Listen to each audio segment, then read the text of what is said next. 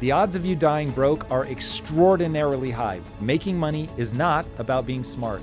It's about not doing dumb things that virtually all of you are going to do. But if you want to beat the odds and all but guarantee you'll die rich, there is a really simple formula to follow. The question is, will you be able to do it? I'm joined today by best-selling author Morgan Housel, and we're going to lay out the formula for wealth creation. The single biggest problem is figuring out what you want, what you're good at, what your risk tolerance is, and that's going to be a very unique answer for you. And I always cringe whenever there's any kind of financial content on TV or online or on YouTube where it says, you should do this. And I'm like, who are you talking to? Are you talking to a 17-year-old day trader? Are you talking to a 95-year-old widow? Are we going to pretend like those are the same people with the same goals? And a big part of this is I feel like a lot of financial debates when people are saying, you should do X. No, you should do Y. They're not actually disagreeing with each other. It's people with different goals and different time horizons talking over each other. And so much of the psychology of money is us looking in the mirror and being introspective into saying, who am I? What do I want? And what's the best path for me? And one of the most dangerous things that you can do is take your cues and get your advice from people who are playing a different game than you are. You have people who are chasing other people's dreams. And when it doesn't work, or if they get there, they realize they're not happy. It's like, yeah, because that wasn't your game. That's not what you actually wanted to begin with. Really what every business is solving somebody's problem, figuring out a problem for someone else. That's a very, very basic way to describe a business. But you would be surprised how many businesses ignore that fundamental concept. And when they're making a product, when they're making a marketing plan, whatever, they're forgetting that part of it. What is a problem that somebody else has? And what can we do to fix that? One that really sticks out to me here that I wrote about a lot in The Psychology of Money is the math behind compounding is not intuitive at all to most people. So all wealth comes from compounding, compound interest. That's very basic. But the math behind it always screws people up. I frame it this way. If I asked you, what is 8 plus 8 plus 8 plus 8? You could figure that out in 5 seconds. But if I said, what is 8 times 8 times 8 times 8 times 8? Your head explodes. You can't figure it out. The word is not meant for compounding. Or a simple statistic like this. 99% of Warren Buffett's net worth, he's worth $100 billion. 99% of that came after his 60th birthday. It's bananas. Was accumulated after his 60th birthday. That number doesn't compute, doesn't make sense in people's heads. Because that's how compounding works. If he retired at age 60, when he was worth $1 billion, you would have never heard of him. The only reason he's successful and has gained so much wealth over time is because of how long he's been doing it for. It's because it's not just because he's a good investor. It's because he's been a good investor for 70 years. And that's where all the money comes from. So that too is so easy to overlook. Like people look at Warren Buffett and they say, how did he do it? How did he pick stocks? What is he looking for? How does he think about valuation and management teams, those kind of things? And that's all important. But the secret is that he's been a good investor for 80 years. That's all of it. And most people don't have that kind of patience, whether they're an entrepreneur or just an individual investor. It's like, how can I make money fast? And if you try something new and it's not working out, you give it a month or maybe 6 months before you're like, this isn't working, I gotta move on to something else. When all of the big fortunes over time, whether it's from an entrepreneur or an investor, have come from people who are doing roughly the same thing for an inordinate amount of time. And for most people in investing, if you're investing in the stock market, it's one way to get wealthy over time.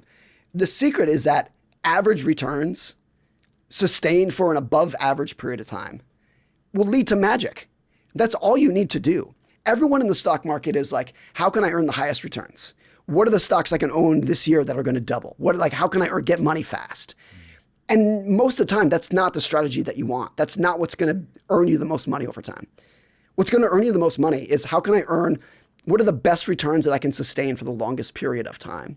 And if you can just be average for 20 or 30 years, you're going to end up in the top 2% of investors over time. There's a quote that you said. It goes like this. In finance, spending less than you make, saving the difference, and being patient is maybe 90% of what you need to know to do well. So if it really is that basic, and I've had people on the show that say very similar things, and yet I mean it when I say that the vast majority of the people listening to the sound of my voice right now are going to die broke. Yeah. So what is it in our minds that trip us up? Why can't people do that? I think first, there's a lot of societal pressures pushing you away from that. There's a huge societal pressure that you're not rich enough, and even if you have money, you need to spend more of it. Your house isn't big enough, your car's not nice enough, your clothes aren't flashy enough. So even when you get the money, holding on to it is a completely different thing. And my definition of wealth is the money that you have not spent yet. That's what it is. It's the house you didn't buy, the cars you didn't buy. That's what wealth is. So earning money to begin with is very difficult for some people.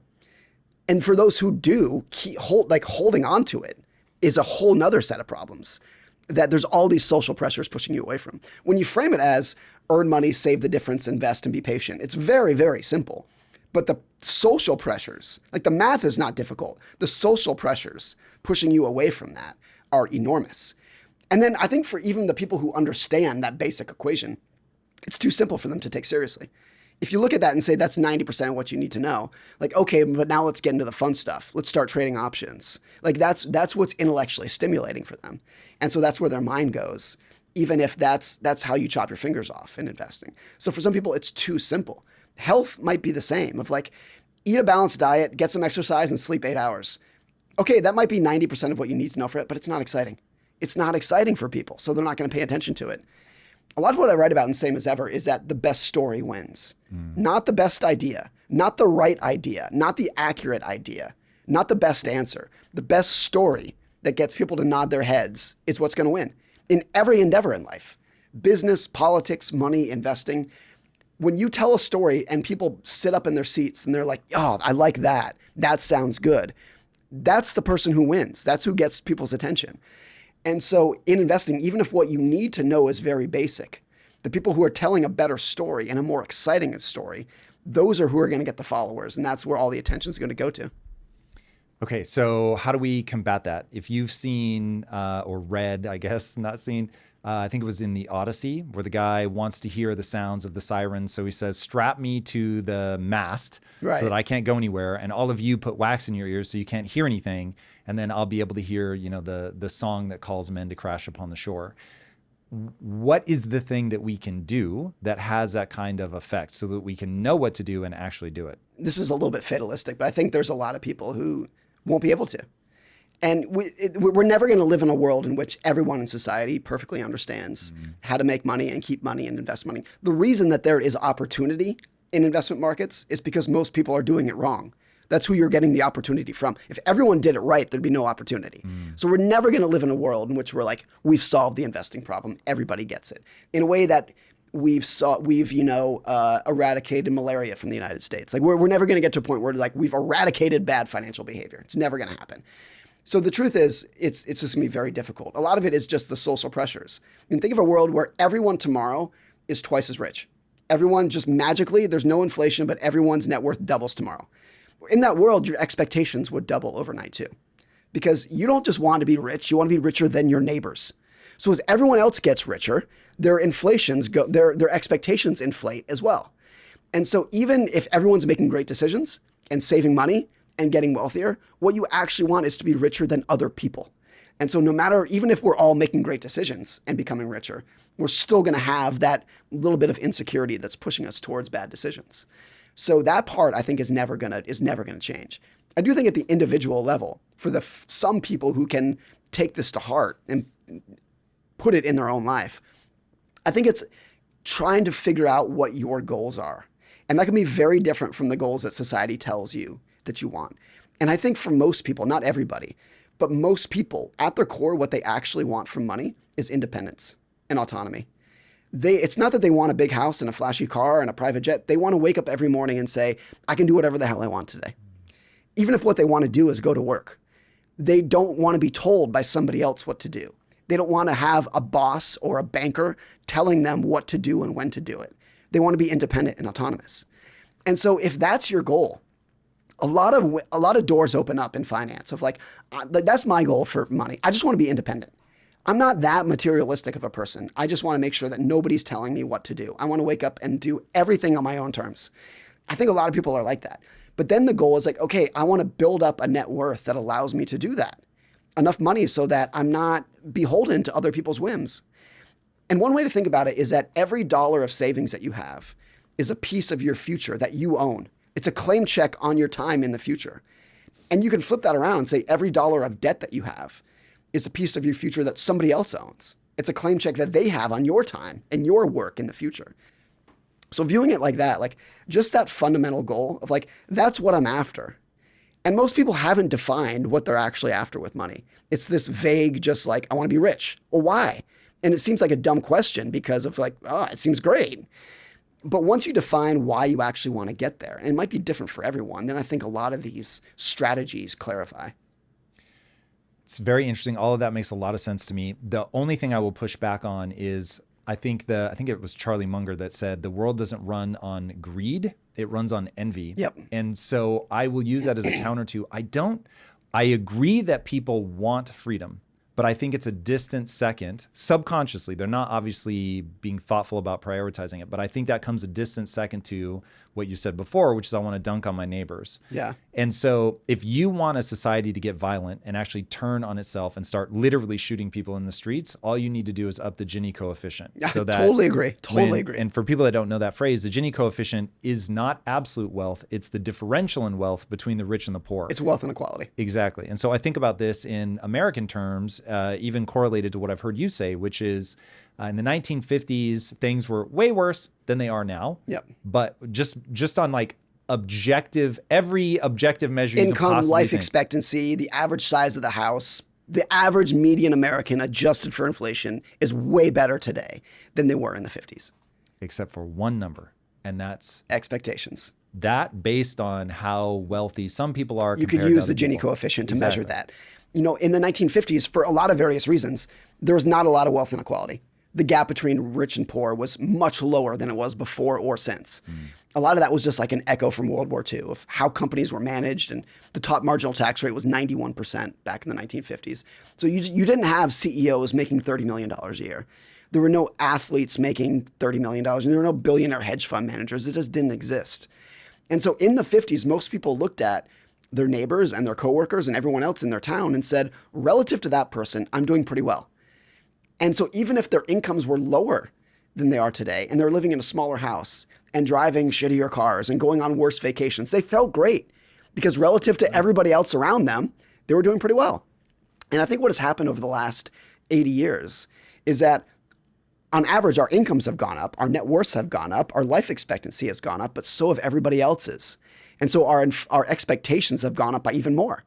So I think there's a lot of people for whom their income has doubled, but their expectations have tripled. Yeah. And they feel like they're worse off. And that's a formula that it's an absolute recipe for misery. You can imagine a world in which our grandkids are earning twice as much as us and have way better medical technology. They've eradicated disease. They live in global peace, and they're no happier for it because their expectations go up. And you can say that because the world that you and I live in today is indistinguishable from magic 100 years ago. If someone 100 years ago could see today's world with something as simple as antibiotics, they wouldn't know what to make of it. It would just look like pure utopia. But are we actually happier for it today? How many times do you wake up grateful for antibiotics? It just becomes something that you expect and you're not grateful for it. And everyone's like that. I'm like that. Everyone's like that. Like it takes about 2 seconds for a new luxury innovation to become a baseline necessity. And so we can sit here today and dream about eradicating cancer and AI and all these things that are like so fun to dream about and would be great things for society. And if we're lucky enough to have them, we'll get used to them in 2 seconds. And so that's a big problem with money. It's just like if your expectations grow with your prosperity, you're never going to be happy. There's this great quote from the philosopher Montesquieu. He said this 300 years ago. He said, if you just want to be happy, that's very easy to do. But people want to be happier than other people. And that's a very difficult thing to do. And one of the reasons, he said, is because we think that other people are happier than they actually are. He said that 300 years ago. But now think what his social media has done to that. Where now when we're judging other people's prosperity and happiness, and you go on Instagram and look, it's all fake. It's all a curated highlight reel. Nobody posts on Instagram the vacation photo of their kids crying or fighting with their spouse. It's all the curated highlights, if not airbrushed highlights. And that inflates everybody else's expectations when they go on and they say, how come I'm not as beautiful, rich, and happy as they are? Yeah. And so we live in a world which, like Montesquieu said that 300 years ago. If he saw today's world, I think he would double down on that by an order of magnitude. Yeah, just be like, yeah, this is exactly what I know to be true about humanity. It's always been true. It's just so much worse now. Yeah, this is what I worry about when I think about how people avoid the trap of dying broke, how they can get the freedom that they want. It, to your point, isn't so much about money. Money is going to be a huge part of the equation. I don't want to lie. And as I always tell people, money's more powerful than they think. It's just different than they think. Yeah. But the thing I want people to understand is what is going to stop you from generating wealth is your own mind. It's funny because if I want to have a clip or something that I do go, not necessarily viral, but do very well, all I need to do is yell at people and be a drill sergeant. That's what people want me to be. And the reason is they want me to intoxicate them with certainty. They want me to tell them precisely what to do, how to behave, to stop doing that, to do this. The bad news is the only thing that I have that level of aggression and certainty around is that people shouldn't be so certain. Like that, I will stand up and scream and be like, hey, listen, if you trust yourself, if you believe your emotions, if you think that you've got the right answer and it's never going to be questioned, you're going to get hit by a freight train 100%. And you have got to cultivate like a deep sense of distrust in your emotions. Particularly, and if someone says, here's the secret to getting rich, here's the path to getting rich, just follow these 3 steps. That's what people want to hear. That sense of certainty. Just tell me how to do it. Tell me the formula. The truth is there's no formula. There are mindset ideas, there's psychological ideas, but everyone wants the drill sergeant that's just going to tell them exactly what to do and how to do it, because that seems like the easier path. When a lot of one of the best-selling books of all time in finance is Napoleon Hill's Think and Grow Rich. Oh my God, that book changed my life. It's a great book, and one of the keys of it is like you have to envision and imagine the success that you're going to have in order to get there. It's a very vague and nebulous point, but I think that's the point. Is like if the secret to wealth is like this very vague and nebulous thing. It's not do this, do that, and step 3 you're rich. It just doesn't exist. It doesn't exist. Here's what I took away from Think and Grow Rich, and that book. I remember where I was. It was written in like the 1920s. Yeah, it's a very old book. Yeah. He was, I assume, he was interviewing effectively the robber barons of the day, like going around, like who are the people that have just amassed all this wealth. And I was on a plane. I was broke at the time, and flying to see my wife, who is now my wife, then my girlfriend, to England, and all the stops you can imagine to get the cheapest ticket possible. And he says in the book, like, hey, I've given you the secret on every page of this book, but it's still not sinking into you. Yeah. And I'm like, what? I was like, what has he said on every page of the book? And then I was like, oh, if I believe I can, I can. You can do it, right. But if I believe I can't, then I won't. Right. And I was like, oh my God, that thing in that book changed my life. In fact, before we started rolling, I said to you, I have this saying I call the only belief that matters, which is that if you put time and energy into getting better at something, you will actually get better at that thing. Yeah. It wasn't directly from him, but it was a combination of him and Carol Dweck, who wrote the book Mindset, that made me realize, oh my God, look, as somebody who's built businesses, I will just tell you, you cannot wish your way to success. Right. But if you don't believe it's possible, then you won't do the things you need to do to get good at the skills that you need to get good at in order to generate wealth or whatever it is you're I think whether it's an entrepreneur, an investor, or a politician, or an athlete, a common denominator that they have is just like this incredible belief in their own skills, that they can do it no matter how hard it's going to get, that they can do it themselves, that they can eventually get there. This like ridiculous confidence in their own ability to get shit done is a common denominator. You're going to see a lot of those people. But back to like Napoleon Hill, that's the idea of like, if you believe in it, you can do it. And if you don't believe in yourself, you're not going to get that. That's very different than the drill sergeant saying, do X, Y, and Z, and then step 3 is wealth. Because I think what Napoleon Hill told you was the truth. Of like let's leave aside the actual like technical idea of like believe in yourself and you can get it done. There is no formula for getting it done. Believe in yourself is a vague, nebulous concept, but everyone out there wants the hack. Everyone else wants the shortcut of like follow these 3 steps, follow this simple trading algorithm, and you'll get rich tomorrow. But we can give them that. This is what drives me crazy. You've already given it to them. Spend less than you make. Invest what you save and give it a long time. So it becomes what you said earlier about, but your mind is going to fuck with you. Yes. You won't like that it's not complex. You're going to be drawn to these very like difficult things. And there's Do you have anything to say to that? Because I'm going to move us on to like this other thing that you said in your book that I was like, I totally disagree with this. Oh, good. This is what I like talking about the most. The only thing I'd say is the idea of spend less than you make and save the difference is much easier said than done. So as a formula that you can put into practice, is it not going to work 100% of the time over the last 100 years anyway? No one can predict the future, but over the last 120 years, that would work every time. Yeah. It's just that most people won't do it. Because it's harder than it is to say. Okay, so then before we move to the next thing, which I will take a note to make sure I don't forget, but why? Why is it harder? I think it's cultural. You're going to be, Instagram's going to push you to spend more money. Got it. Yep. Envy is going to push you to spend more money and to pursue more money and to constantly move the goalposts. Okay. Yeah. Is there anything else, or is it literally master those two things and you're golden? The last point I'd bring up, and I don't know if I agree with this 100%, but I thought it was profound when he said it. There's a Charlie Munger quote where he says, when teaching financial skills to young people, they either get it instantly or never at all. And I think what he's saying is like on the nature nurture spectrum, some people are just not wired to get it. And some people are very naturally wired to get it instantly. I've often thought, before I heard Munger say that, I've often thought 10% of people don't need any help with their money. They naturally understand it. It just makes sense to them. Compound interest makes sense. It's intuition. Another 10% cannot be helped. They're compulsive gamblers. No matter what you tell them, they're always just going to be making terrible financial decisions.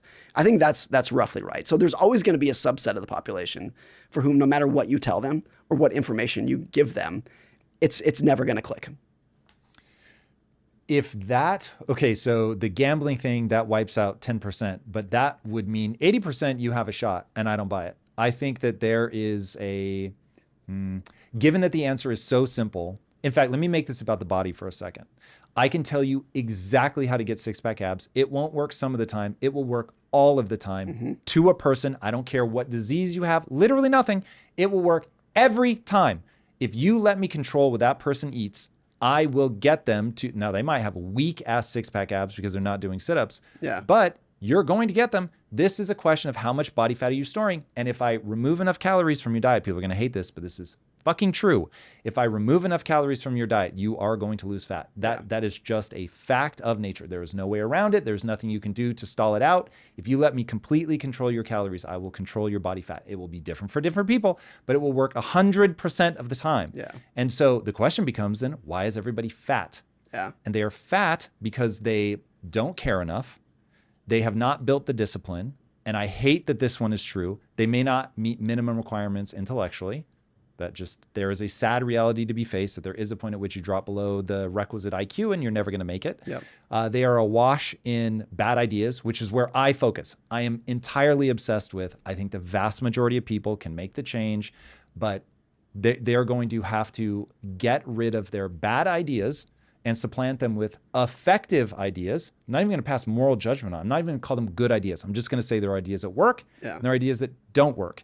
And how do you know whether you're pursuing an idea that works or not? You're getting the result that you want, or you're not getting the result that you want. Now we can go into a whole thing about, if you don't know what your goal is, of course you're going to fail, which you mentioned earlier. And a huge swath of humanity has no idea what their goal is. And so they are not going to be able to get to it just because they've never taken the time to articulate it.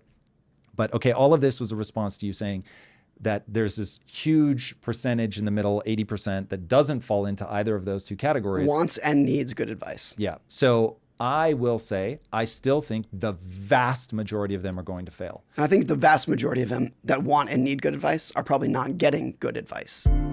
You can reboot your life, your health, even your career, anything you want. All you need is discipline. I can teach you the tactics that I learned while growing a billion-dollar business that will allow you to see your goals through. Whether you want better health, stronger relationships, a more successful career, any of that is possible with the mindset and business programs in Impact Theory University. Join the thousands of students who have already accomplished amazing things.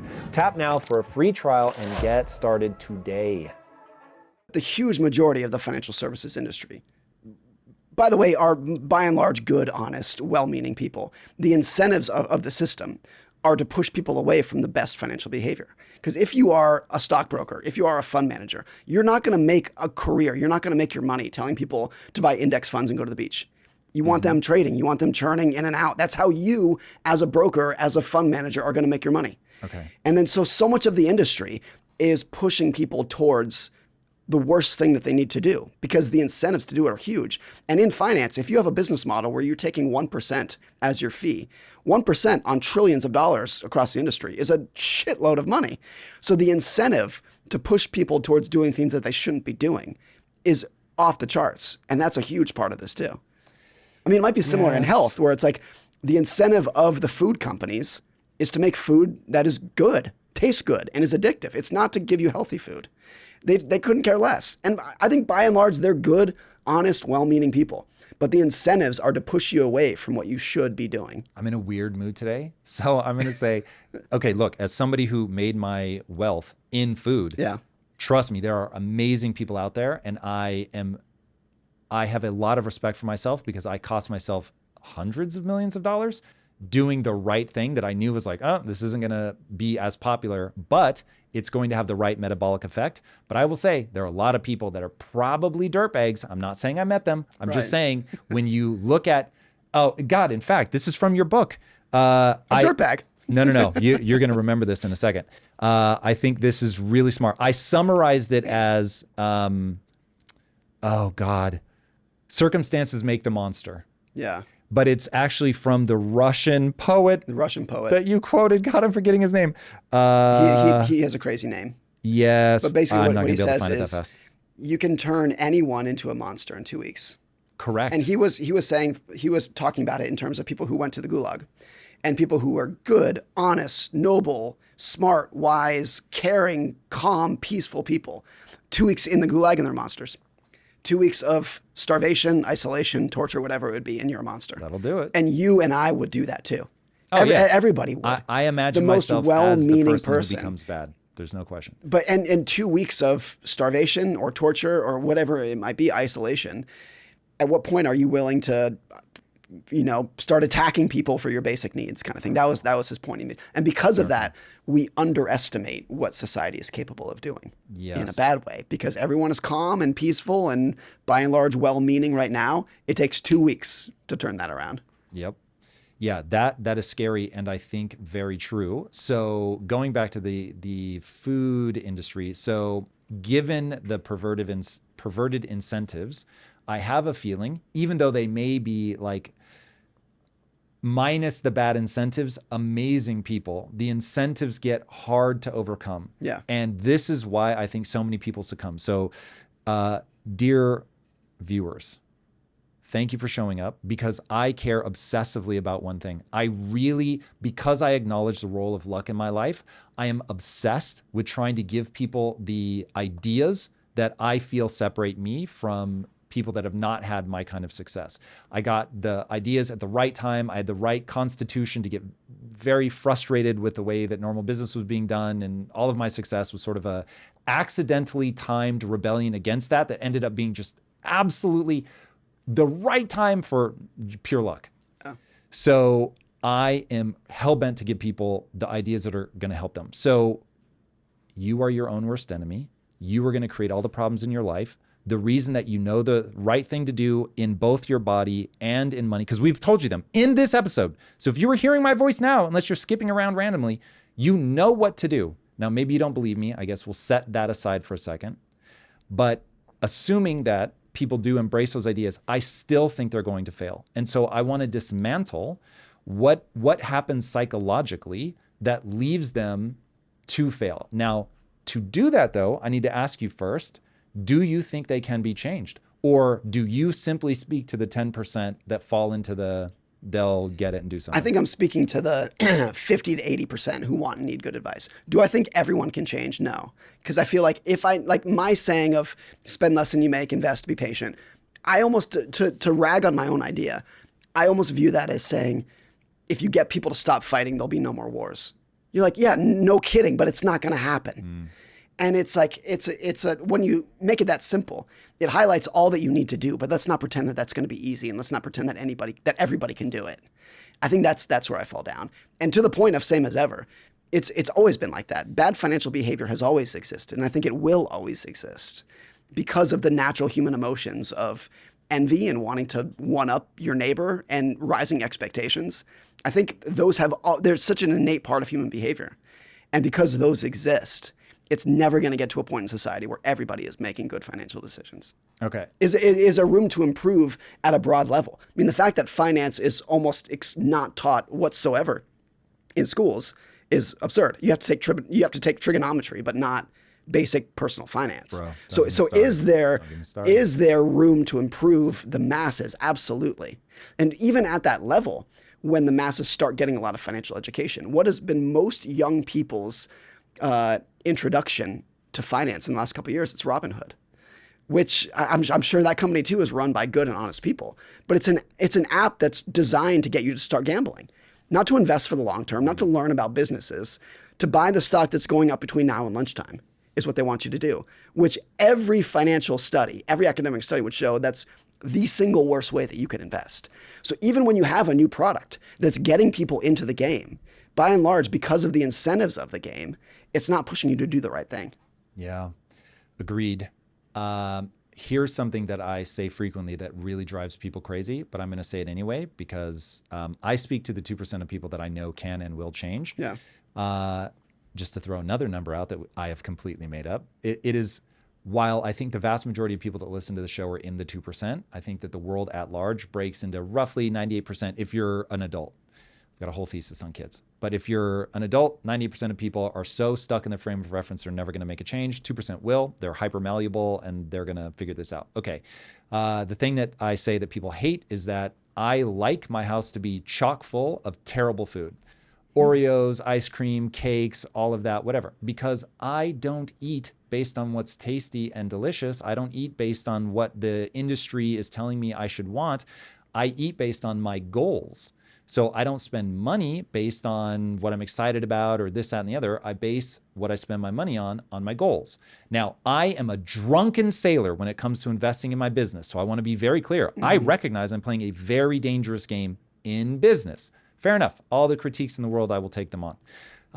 But in terms of I advise people to have bright lines in their life. So the reason that I don't eat bad food when I shouldn't is because I have bright lines that I'll eat anything I want on a Saturday. Yeah. But if today's a Tuesday, and it is, then I know that I can't have Oreos and cupcakes and cookie and whatever. But do you think you have an abnormal amount of willpower that 99% of people don't in that situation? Can I tell you a story? Yeah, please. Okay. When I leave for college, my mother basically pushes me out the door. And I am weak and fragile. And I'm like, I don't think I want to leave. I want to stay here, go to the same school my friends are going to, play it safe. And my mom is like, over my dead body, you said you were going to go to USC. You were going to USC. You were going to chase your dreams and you're going to make them all come true. Then I actually go to USC and my mom spends every day after that trying to get me to move back home. And so one day, finally, this was like maybe 10 years ago, I'm like, Mom, I have to ask, you pushed me out of the house. If you hadn't, I would have just stayed at home. So why push me out if you're going to work so hard just to try to get me back? Without missing a beat, Morgan, she says, oh, I just always assumed you were going to fail and come home. Wow. And I was like, whoa. Now, by this It's a good point, thing she didn't tell you that at the time. 100%. My mom was always my biggest cheerleader. She's amazing. But I was like, wowza. She was so nonchalant. Oh, yeah, I just assumed you were going to fail. Wow. Now I asked my best friend, what did you think of me when I was in high school? He goes, I just assumed you were going to marshmallow your way through life. Wow. He was like, you were so lazy. And then my now father-in-law, when I went to ask for his blessing to marry his daughter, he said no. Wow. He was like, bro, I mean, obviously he didn't say bro, but he was like, I don't think you're going to be able to provide for my daughter. And at the time, he was right. Now, the thing I want people to understand, all of those people accurately identified where I was in my life at that time. Yeah. I was profoundly lazy. I did whatever came easily. I ran from anything that challenged me. I had a fixed mindset, so I was trying to put myself in the rooms where I was the smartest person. And the second I hit somebody smarter than me, I would turn and run in the opposite direction. This is why my obsession with the only belief that matters. I didn't think I could get better. And so my whole life was an echo of, I don't think I can get better. So I'm just trying to position myself to look cool now, in the moment. Yeah. I'm not willing to put my head down for 10 years and get good at something and outperform people. So everybody that was like, oh, bro, this guy is headed for disaster, had accurately identified where I was at that moment in my life. Yeah.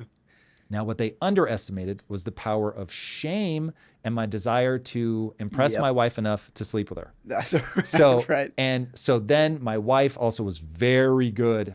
People are not going to like this word, with love in her heart and all the best intentions, and it worked out great. I couldn't be more grateful, but she was very good at manipulating me. So it was like when she saw me being lazy, because she thought the way she was going to affect the world was not directly herself, it was going to be through me. Yeah. Okay. We came of age in a different time, boys and girls. Yeah. So my wife, who is now an entrepreneur, always thought she was going to be a mother, and that was going to be her whole thing. So she just thought, subconsciously, she probably wasn't even thinking about it, but I'll manipulate him. She didn't use that word, but I'll influence him and he'll go do the magical things that I know he will become capable of doing. Yeah. And I ended up, by reading things like Napoleon Hill, on and on and on, I ended up cobbling together this mindset that allowed me to be successful. So I don't want people to discount me and say, oh, he's exceptional. I could never do what he did because he's different. I'm built differently now, but I wasn't at the time. Yeah. And so anybody that writes off my story, writing off my story puts you in the 98% because you're looking for reasons to stay where you're at instead of finding reasons to be like, oh, word, I'm going to do that. How can I do that? This is not your point, but I'm curious when I hear that story, how much of the rejection from your father-in-law or in those kind of stories motivated you to get better? And it was what you needed 100%. To get off the couch. Here is the honest answer. So earlier you said that one of the things that successful people have is just this unrelenting belief in themselves. Yeah. But I also think that they have an absolute terror inside that they're not good enough to be successful. Yeah, absolutely. It is this weird dichotomy that was first crystallized by Alex Hormozy. Thank you, Alex. Shout out.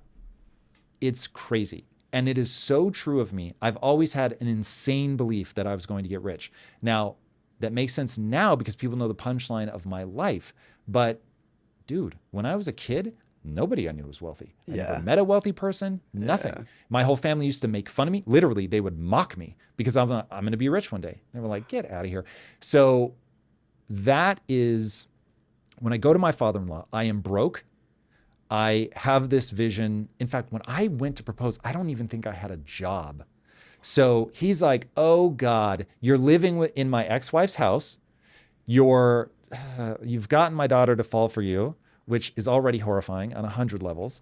And he had taken himself from a tiny village, not a town, a village in the island of Cyprus, which I'd never even heard of until I met my wife.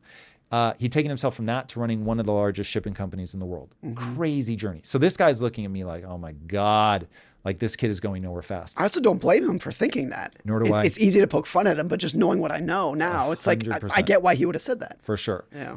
So at that time, I'm laying in bed in the morning for 4 to 5 hours. I only get out of bed because my girlfriend, who's working to support us both, to live in her mom's house, P.S., she would come home at lunch, and her one request that since I wasn't working, that I make her a sandwich. And I would get up in my pajamas and finally get out of bed after 4-ish hours. And I would make her that sandwich, oftentimes like slapdash together because she was like walking in the door. And I was awash in shame. Yeah. And I was like, I told her I'm going to make her rich. I told her father, because I ended up proposing even though he said no. Yeah. And I was like, sir, I hear you. I respect that, but I do want to tell you, I'm going to propose to your daughter. So she says yes. And now I'm like, whoa, I'm really ashamed of myself. Yeah. And I need to make a change. But if I hadn't ever gotten ashamed, if I had never met somebody and made big promises and then knew I wasn't living up to them, I wouldn't have done it. And because it ends up taking me, unfortunately, the story of my life is not, oh my God, the next thing I do, I get rich. It's like almost 15 years.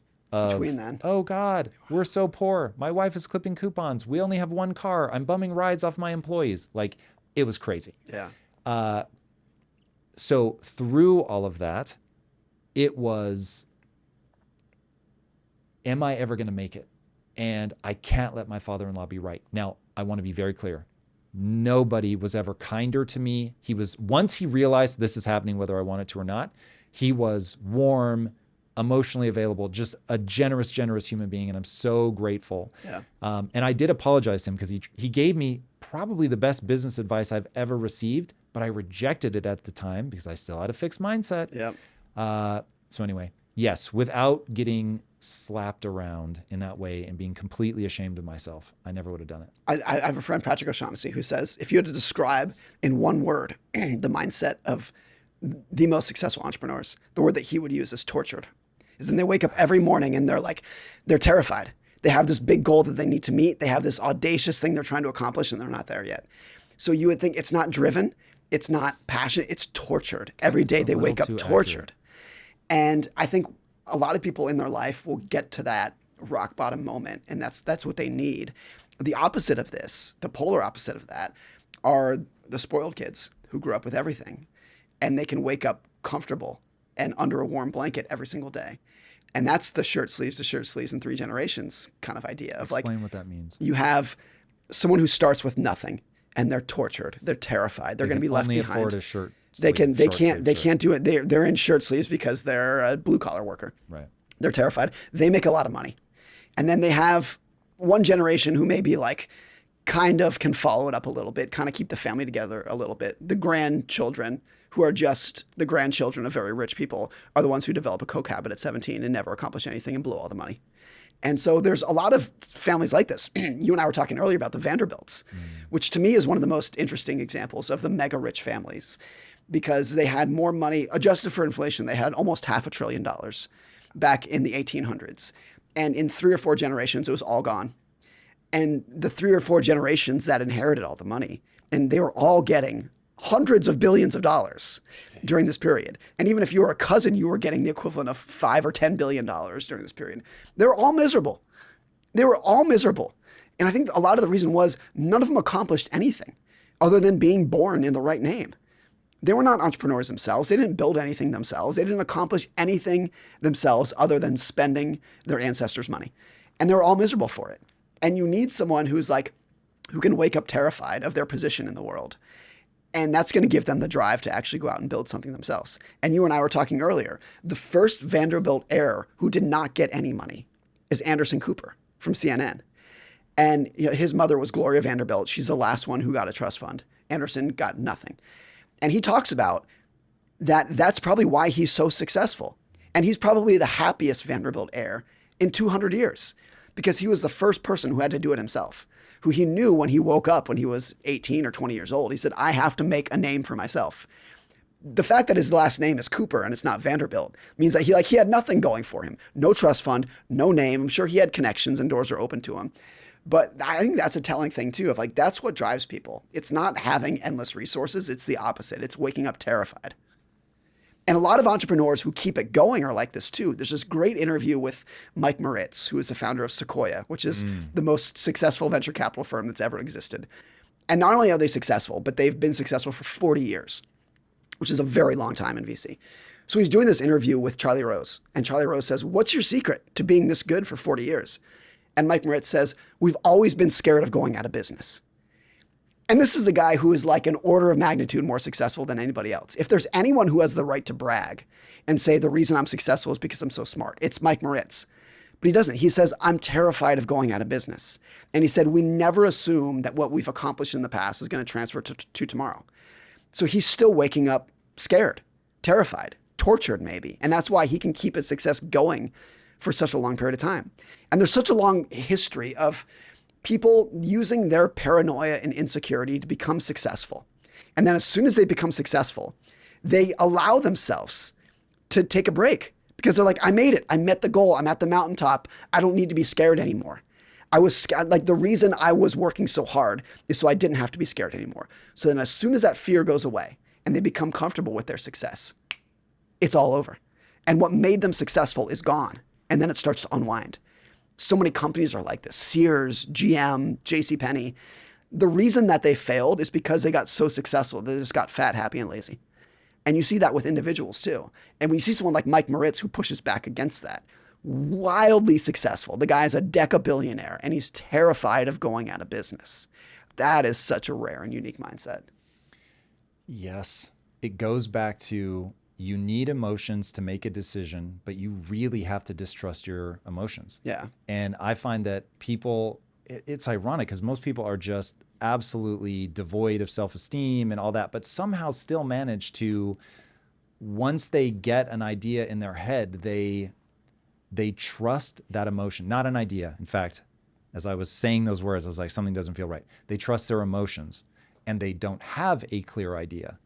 And so this comes back to, okay, to me, so I really want to, if you and I disagree, I want to debate this until the end of time. Yeah. I think that the reason that most people won't be successful is they cannot control their emotions. Yeah. Yeah. And what's going to end up happening is they don't have a clear thesis on what they're investing against. They're going to, in the euphoria, when it's a bull market and everything's going great, they're going to be like, this is going to last forever. Mm-hmm. And they're going to invest accordingly. And so they will buy at the top. And then they're going to panic as the number drops because of the emotion. Yep. They'll forget that they didn't have a thesis in the first place. They're just buying based on emotion, effectively gambling. And as it comes down, they're going to sell at the bottom. And so what becomes the simplest and best advice in the world, buy low, sell high, they do the exact inverse. Easier and they buy high and sell low. Right. But it's easier said than done for a very explainable reason. Your emotions will convince you that dots connect that don't connect. Yeah. And so, and this is something, remember, everything I say, I'm saying to myself, man, I get it. I distrust myself more than anybody. So what I've seen happen to myself and to other people is that the emotions make it feel like you have a thesis. You're, oh my God, like this bull run. No, this is amazing. So I went through, I didn't know what euphoria in the market was until crypto. So I sort of build for 20 years, get wealthy, pick my head up and realize, oh, investing, never really thought much about it. Don't know anything about it. Let me go see what's up. The more I start learning about money, the more I get into what's going on in crypto and I see the way that people are, but I don't know that it's called euphoria. And so I have bright lines. I go in with a thesis. I know not to trust myself. I know not to trust my emotions. There's only so much capital I'm going to deploy. And when I hit that number, I'm going to stop. And everybody was like, hey, no, keep going. Bye. And I'm like, nope, I am deployed. Yeah. And so it is what, and I dollar cost averaged. Now, the one thing, if I were going to do it again, I would elongate my dollar cost averaging time span. Yeah. So that, you know, I'm buying it over, let's say 10 years instead of 2, but nonetheless, had a number. Once I hit the number, cool, we're done. And also I was like, as long as my thesis remains intact, then I'm not going to sell no matter what happens to the price. And because I only invested what I could afford to lose, which would be my layman's tip number 1, I drive by what's going to let me sleep through the night. That would be my layman's advice number 2. Yep. And then I just keep going with my bright lines. This is how much I was willing to put in. If I hit the number, yes, leave. Okay.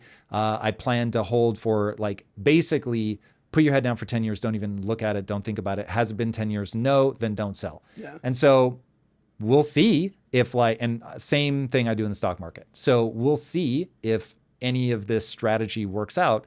But that to me at least is, I have a thesis that is unemotional. I have it documented so that I can figure out, am I adhering to my thesis or not? Yep. Bright lines, do this, yes, totally based on emotion, or do this, no, again, based on no emotion. What's wrong with that strategy, if anything? Nothing, but when I tie all this together, when I hear about your diet and your entrepreneurship and how you invest, it seems like you have an abnormal, almost a freakish amount of self-control. Yes. Now the question becomes, was I born with it? Yeah. Or did I develop it? Yeah. No, I think if you ask me, I think on the nature and nurture spectrum, I'm making this number up. Yeah. I would think it's 80% nature. Yeah. Yeah. I'm pulling that number out of thin air, but I think that's probably right. And I think you see this in a lot of things. One of the things that's so interesting about Ozempic, the new drug, and I'm not a doctor, I don't know anything about it, but the idea that it can also has in the early studies that have not been fully confirmed yet, that people who are taking it for weight loss also are able to kick their smoking habit, their alcoholism, their gambling habit. And from what I understand, it's manipulating a hormone in your pancreas that's doing this, that is influencing all kinds of things. That's how it gets you to stop eating so much. If you piece all that together, if that layman's description is accurate of what I just said, or the reason that people are alcoholics and gambling addicts is because they have an abnormal amount of a hormone in their pancreas that you and I don't. And like, if that, to the extent that that's the case, then yes, I think self-control can be something on the nature-nurture spectrum, can lean heavily towards nature. It's not to say that you can't learn to be better or learn the consequences of your actions or set up a system that's going to help you be a little bit more patient. But I think without a doubt, there are people who are born with more or less self-control. We're in violent agreement on that. The thing that we're in disagreement on is science seems to show that you're 50% hardwired and 50% malleable. Yeah. And I'm certainly willing to say that, cool, I got a good hand on malleability is the one thing I think, I am a hyper responder. So not discipline, it's my ability to change that I think is unusual. Yeah, most people are very stubborn. Then it becomes, okay, did I put in the time and energy to actually change? So my thing though is if all of us are 50-50, then I would encourage people, because I'm going to guess that everybody listening to this they have not reached the max of their 50% malleability yet. Yep. Almost certainly none of us ever will, unless you're doing something like a sport, which requires physical exertion. Your body will break down over time. There's no 80-year-old in the NBA for a reason. Right. So I do fully acknowledge that there are limitations, but I don't think most people get to them. Certainly not with an intellectual game. I think most people lose. There's two things that I think kill success: boredom and emotional weakness. Like you feel badly about yourself, and so you want to stop playing the game. Those are the two things that I think end up ruining most people. So since I don't think most people have hit their cap, I will just say, okay, cool.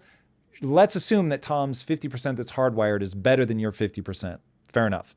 But when I look at Elon Musk, I think it's pretty clear that his 50% of being able to solve problems or whatever, his engineering mind, I don't know, whatever it is. Yeah. The idea of trying to run 7 companies, I couldn't do it. So it's bonkers. Now I can whine about that, or I can do the best with my limitations that I possibly can do. Do you think there are areas in your life where you have very little self-control? We've talked about the ones where you do. Is there anything where it's like you can't control that? I don't know this is what you mean, but this is the one thing that has really resisted my strongest efforts, and that is anxiety. Now, the biggest influence on my anxiety was diet. So I was able to go from generalized anxiety, I have a constant sense of impending doom, to, okay, now if I'm doing something high stakes, then I'll still get anxious and I have to go way out of my way to manage my psychology. Yeah.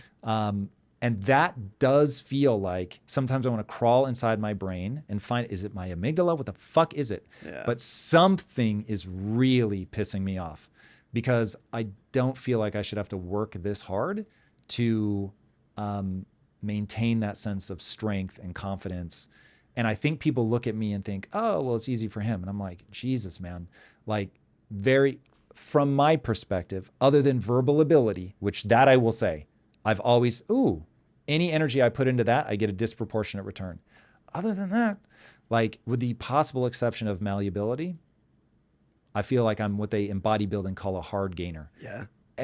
Everything I do takes an inordinate amount of time and energy. Discipline. And I just outwork people.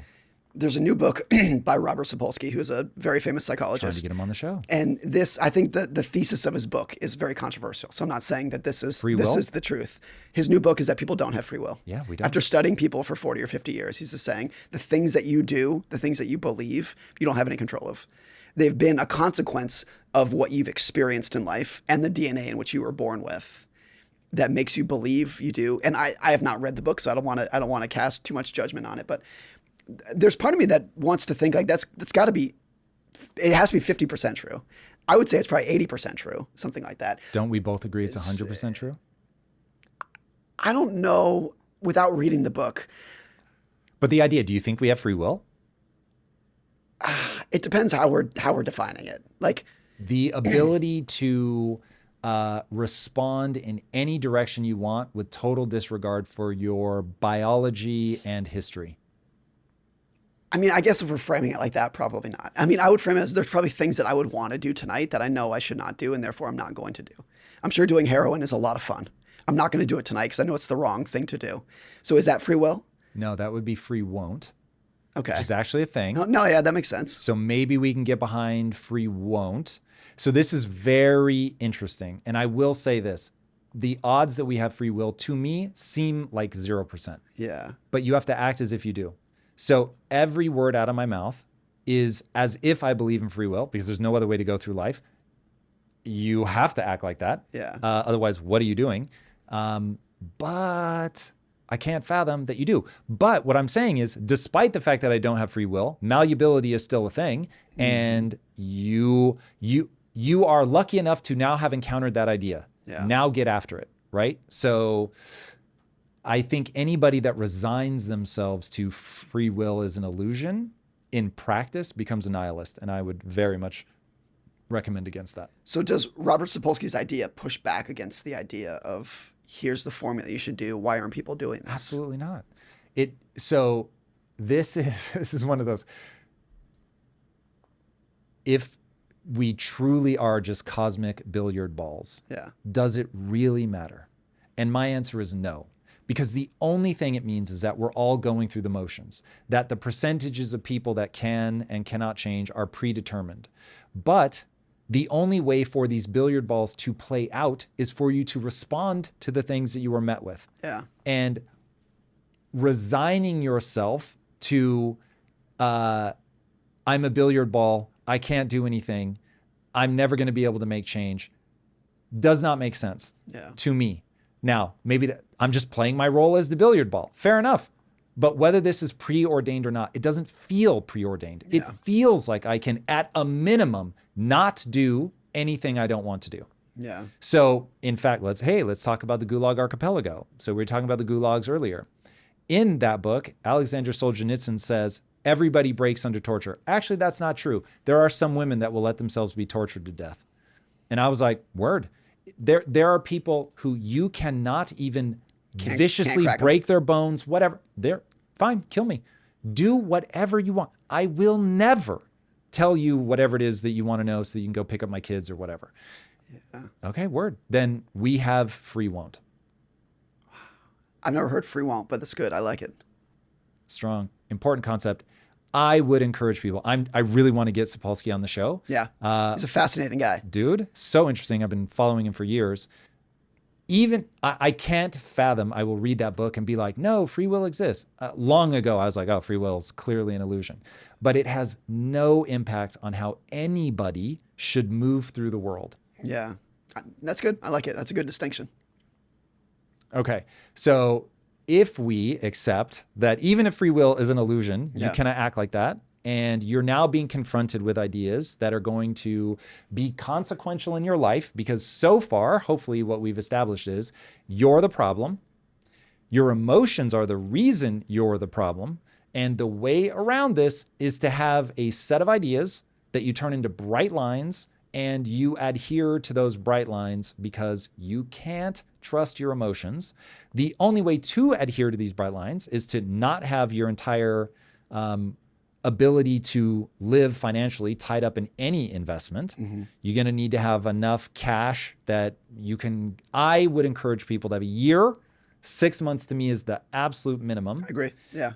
So how do people get to that? Because the first pushback is going to be, yeah, dude, I don't make the kind of money you make. Right. So there's no way for me to save up a year. That's crazy. When was the first time that you started making a little bit of money? I can tell my story about how I did it, and there's a lot of luck that's involved in it. Yeah.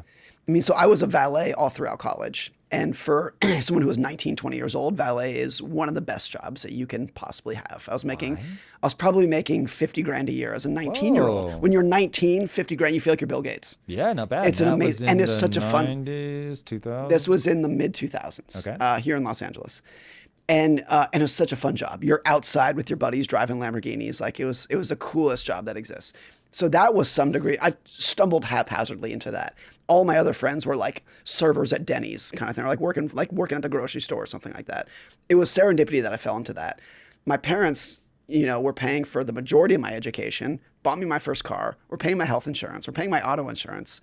That allowed me to save a ton of money just from that alone. And so there's things that were outside of my control.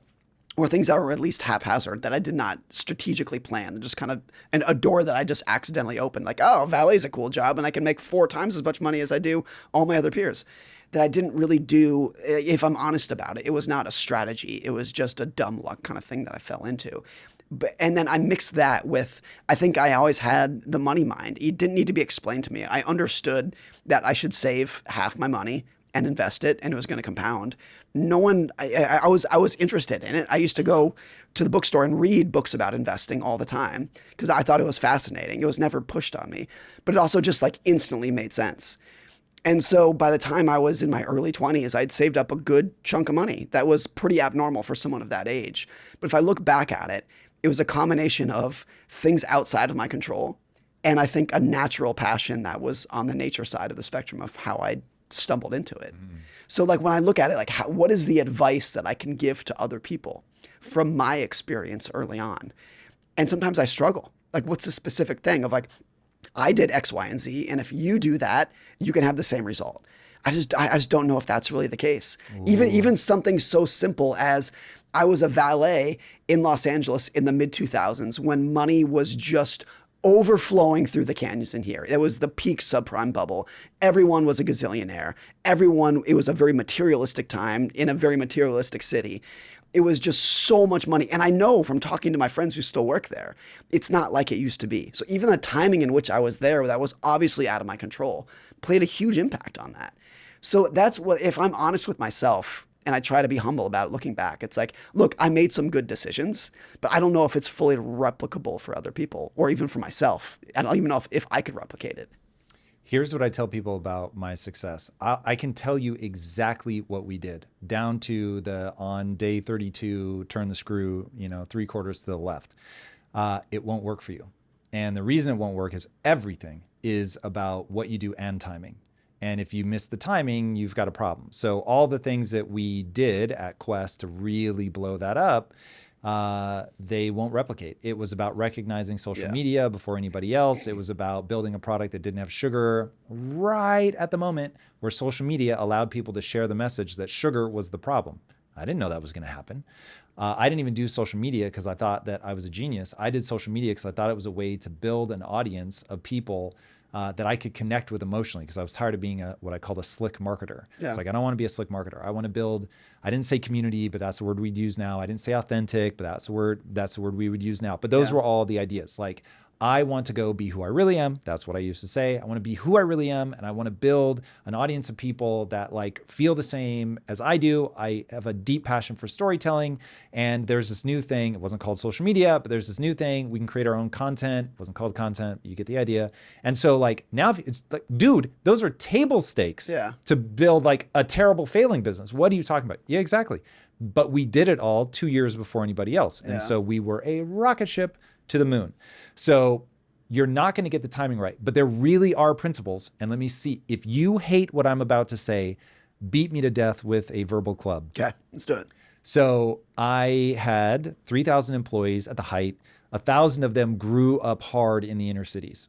Okay, I saw that shit up close.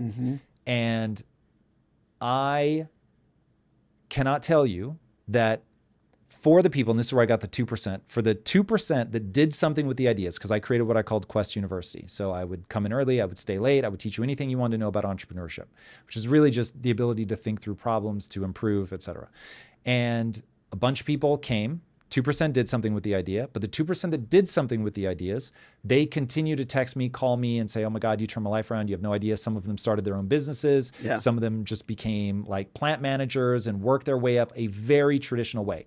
All of them following effectively the Flaming Hot Cheetos model, which I did not know at the time, but that guy started as a janitor and people used to clown on him because it was like, dude, why do you like do your job to that degree? Like, you don't need to polish things that well. It's stupid. And he was like, no, this has my name on it. I'm going to do this extraordinarily well. Now, if you do that, if everything you touch, you make better, you're going to move up in the world. It will be the rare person that says, no matter what job you give me, I'm going to excel. I'm going to be the greatest janitor, whatever, valet of all time. Unless you're working for a sociopath, in which case leave and go do that thing for somebody that will at least recognize selfishly the people they want to promote. Yeah. Dude, it's the 80-20 principle here at Impact Theory. I love each and every one of them, but 20% of them are the hardest core motherfuckers I've ever met. Yep. And these guys will kill themselves. They are smart. They are hardworking. They work long hours. Rad. They're going to get promoted, obviously, because they have such a material impact on my business. If you can make somebody else more money, you are always going to be able to move, for sure. So get good at something. This is where I get crazy with people who are like, I was born at the wrong time, born in the wrong family. Dude, I'm poor. This is never going to work for me. Not with that attitude. And look, Yeah. I get it. I grew up in lower middle class income, which I used to think I grew up poor. And then I saw poverty and I had a huge leg up. Got it. Understood. My father-in-law grew up in a village. People wouldn't believe me if I described what his youth was like. He ate meat once a year, not because they were vegetarian, because you had one animal you could fucking kill. And that was it. And I was like, did I hear that right? Anyway, I've seen poverty up close. Yeah. People can't escape it. It's hard as hell. Yeah. You have to meet minimum requirements. I am very sad that anybody starts that far from the finish line, because just to get to, the starting line, just to get to the starting line, they have to work 10 times harder.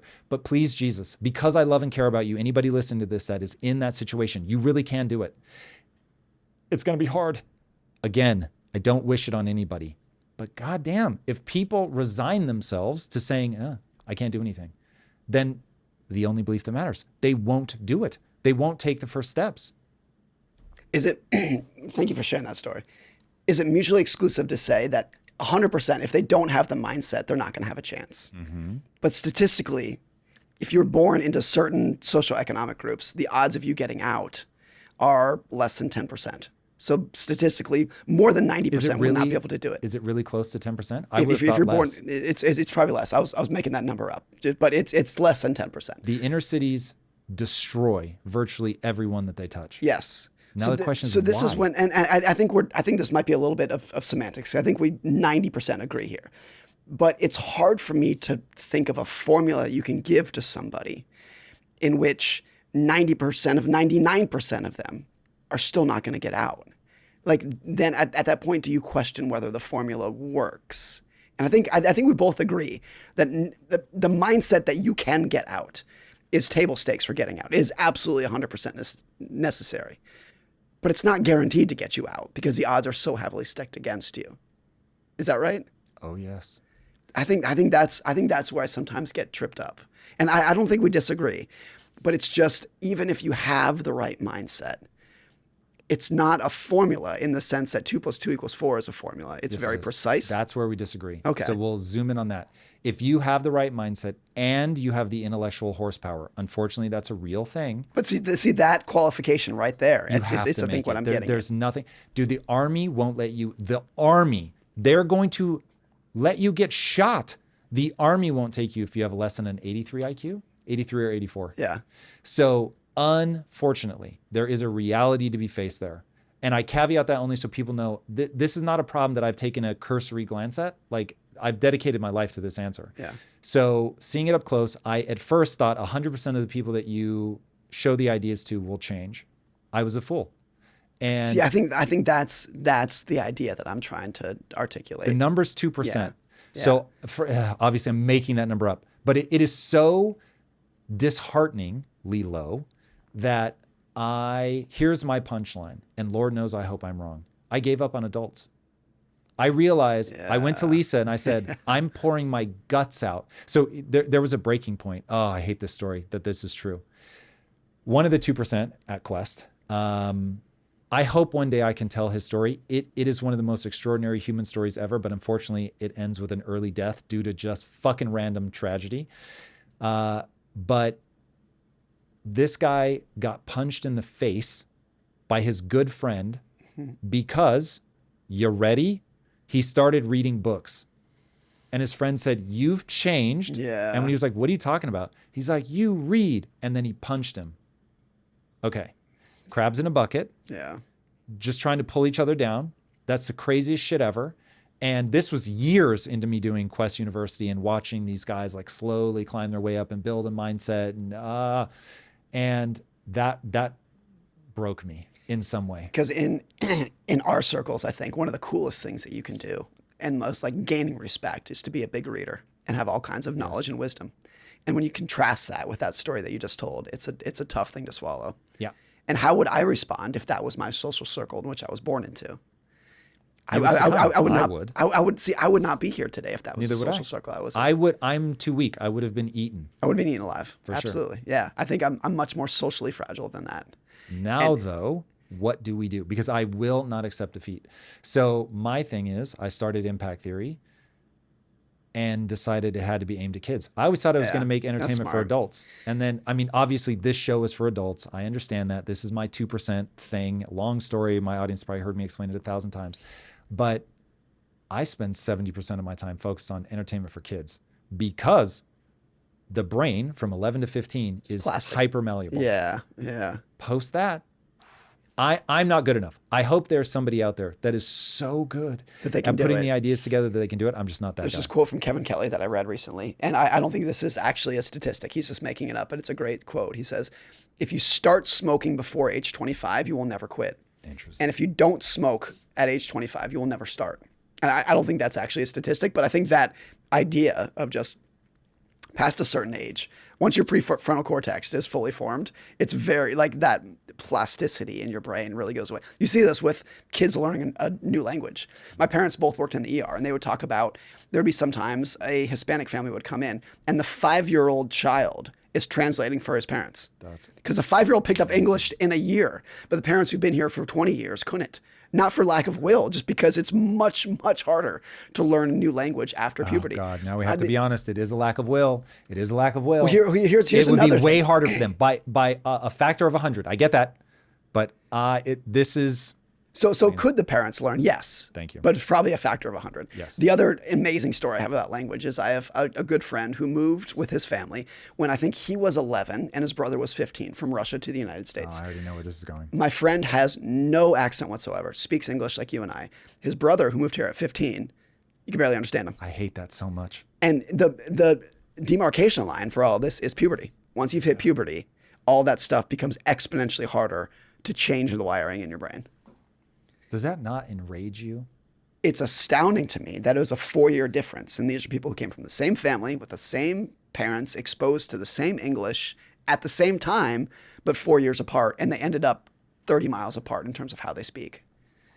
And you see this a lot too, of like, you'll meet someone who moved to America when they were 10 and you would never know it. They seem as gringo as you and I. And then you can meet someone who's lived in America for 50 years. Or look at someone like Henry Kissinger, who's, I think, lived in America for 70 years or whatever it is. And he still has the thickest German accent. You can hardly understand what he's saying.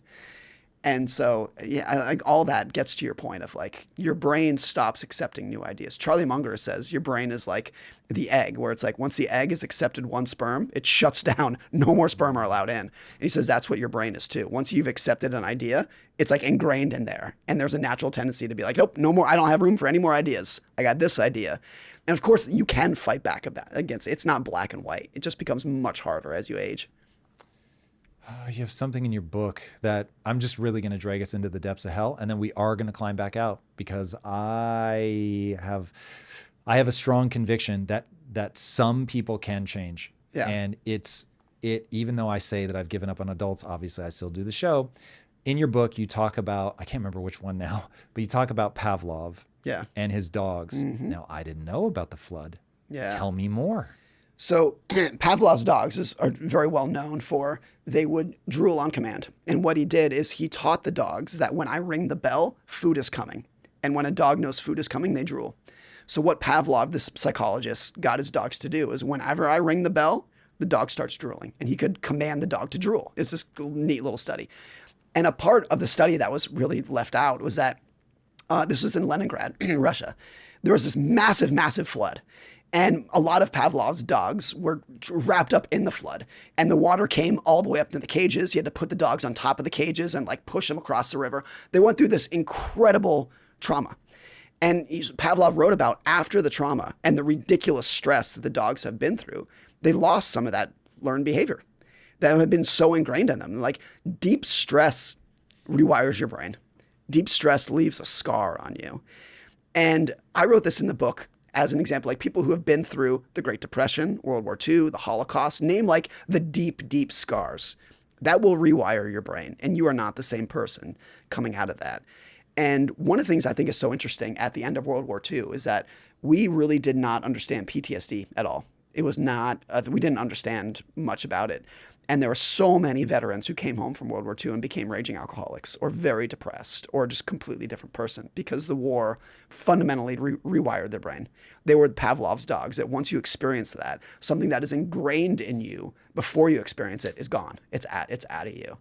So that's another thing that I think about of like, I have my own values and views of the world today, but if I went through something utterly traumatic like that, would it, against my will, against my wanting it to happen, would I just be a fundamentally different person? Would I turn violent? Would I turn angry? Would I turn depressed? Whatever it would be. And this gets back to, I think I'm almost 40 years old, and I think I understand this thing between my head. I understand who I am and how I think, but any of us could go through an experience, whether it's losing a loved one or going through even just a bad recession, that rewires who you are. It's scary to think about. Yeah, that's why I said I'm going to take us into the depths of hell here. Let's do it. Because, well, I mean, that to me is about as traumatic as it gets. So free will is an illusion. Once your brain accepts that initial set of ideas, I won't say it's a single idea, but what I call frame of reference. So to me, frame of reference is the sperm.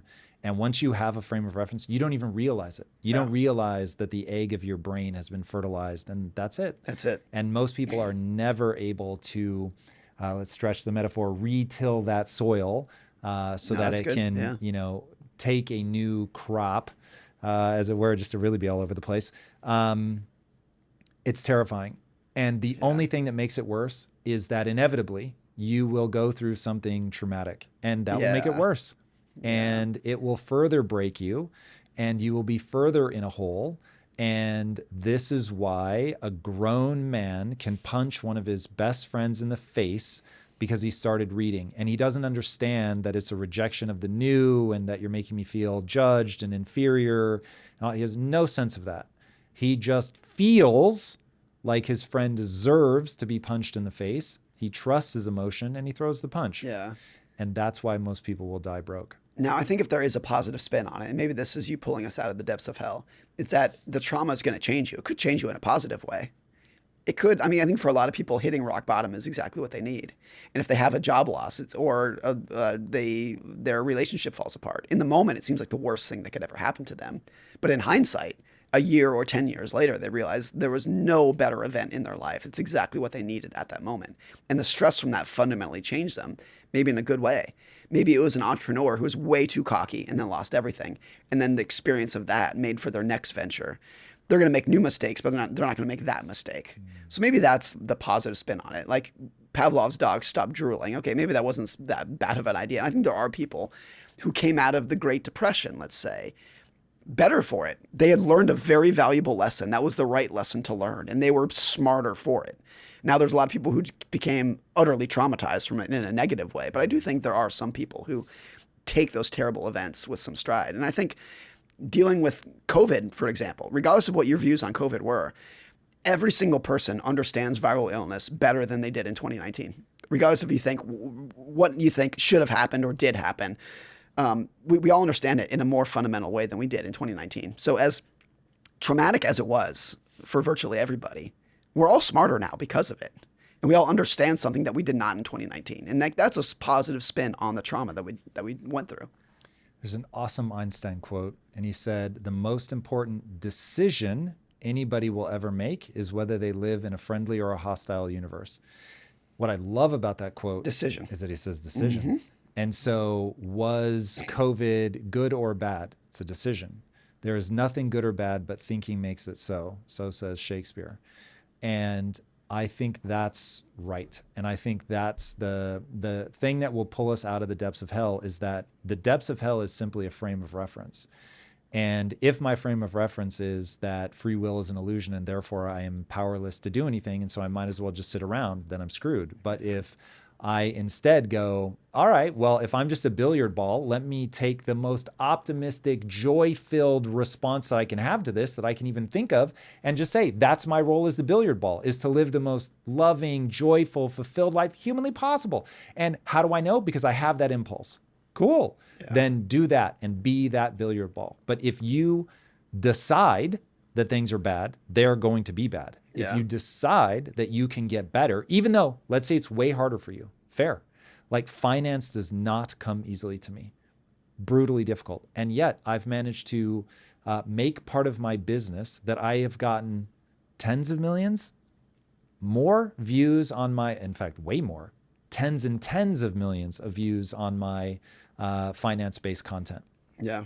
So maybe part of what, and I mean, this is a story that I tell myself to have an empowering frame of reference, is that because it's harder for me, I'm able to make it accessible to other people. Because if I can understand it, anybody can understand it. Yeah. So I'm certainly not making it highfalutin and complicated. I keep trying to drag us back into that hyper simplistic, deal with your emotions, do these three things, because I think that's what actually works. But it really is me deciding that that's the frame of reference I'm going to take. There's a really good book that I like. It's a very popular book. I think Oprah blew it off the charts. It's called The Choice.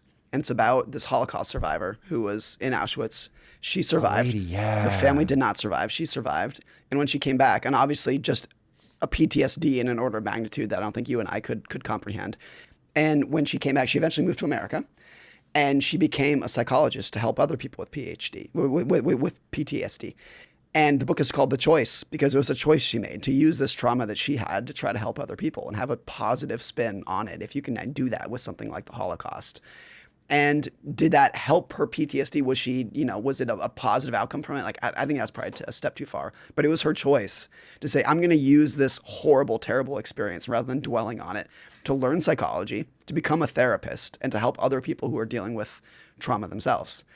And I love that the book was called The Choice, and that she ends the book by saying, like, regardless of what you do or what you want to do, like, the choice is yours, and because of the mindset that you're going to choose to get there. I could not love that more if I tried. I've heard interviews with her. Amazing. She's great. Yeah. Because look, there's nothing I can point to in my life and be like, see, I overcame that.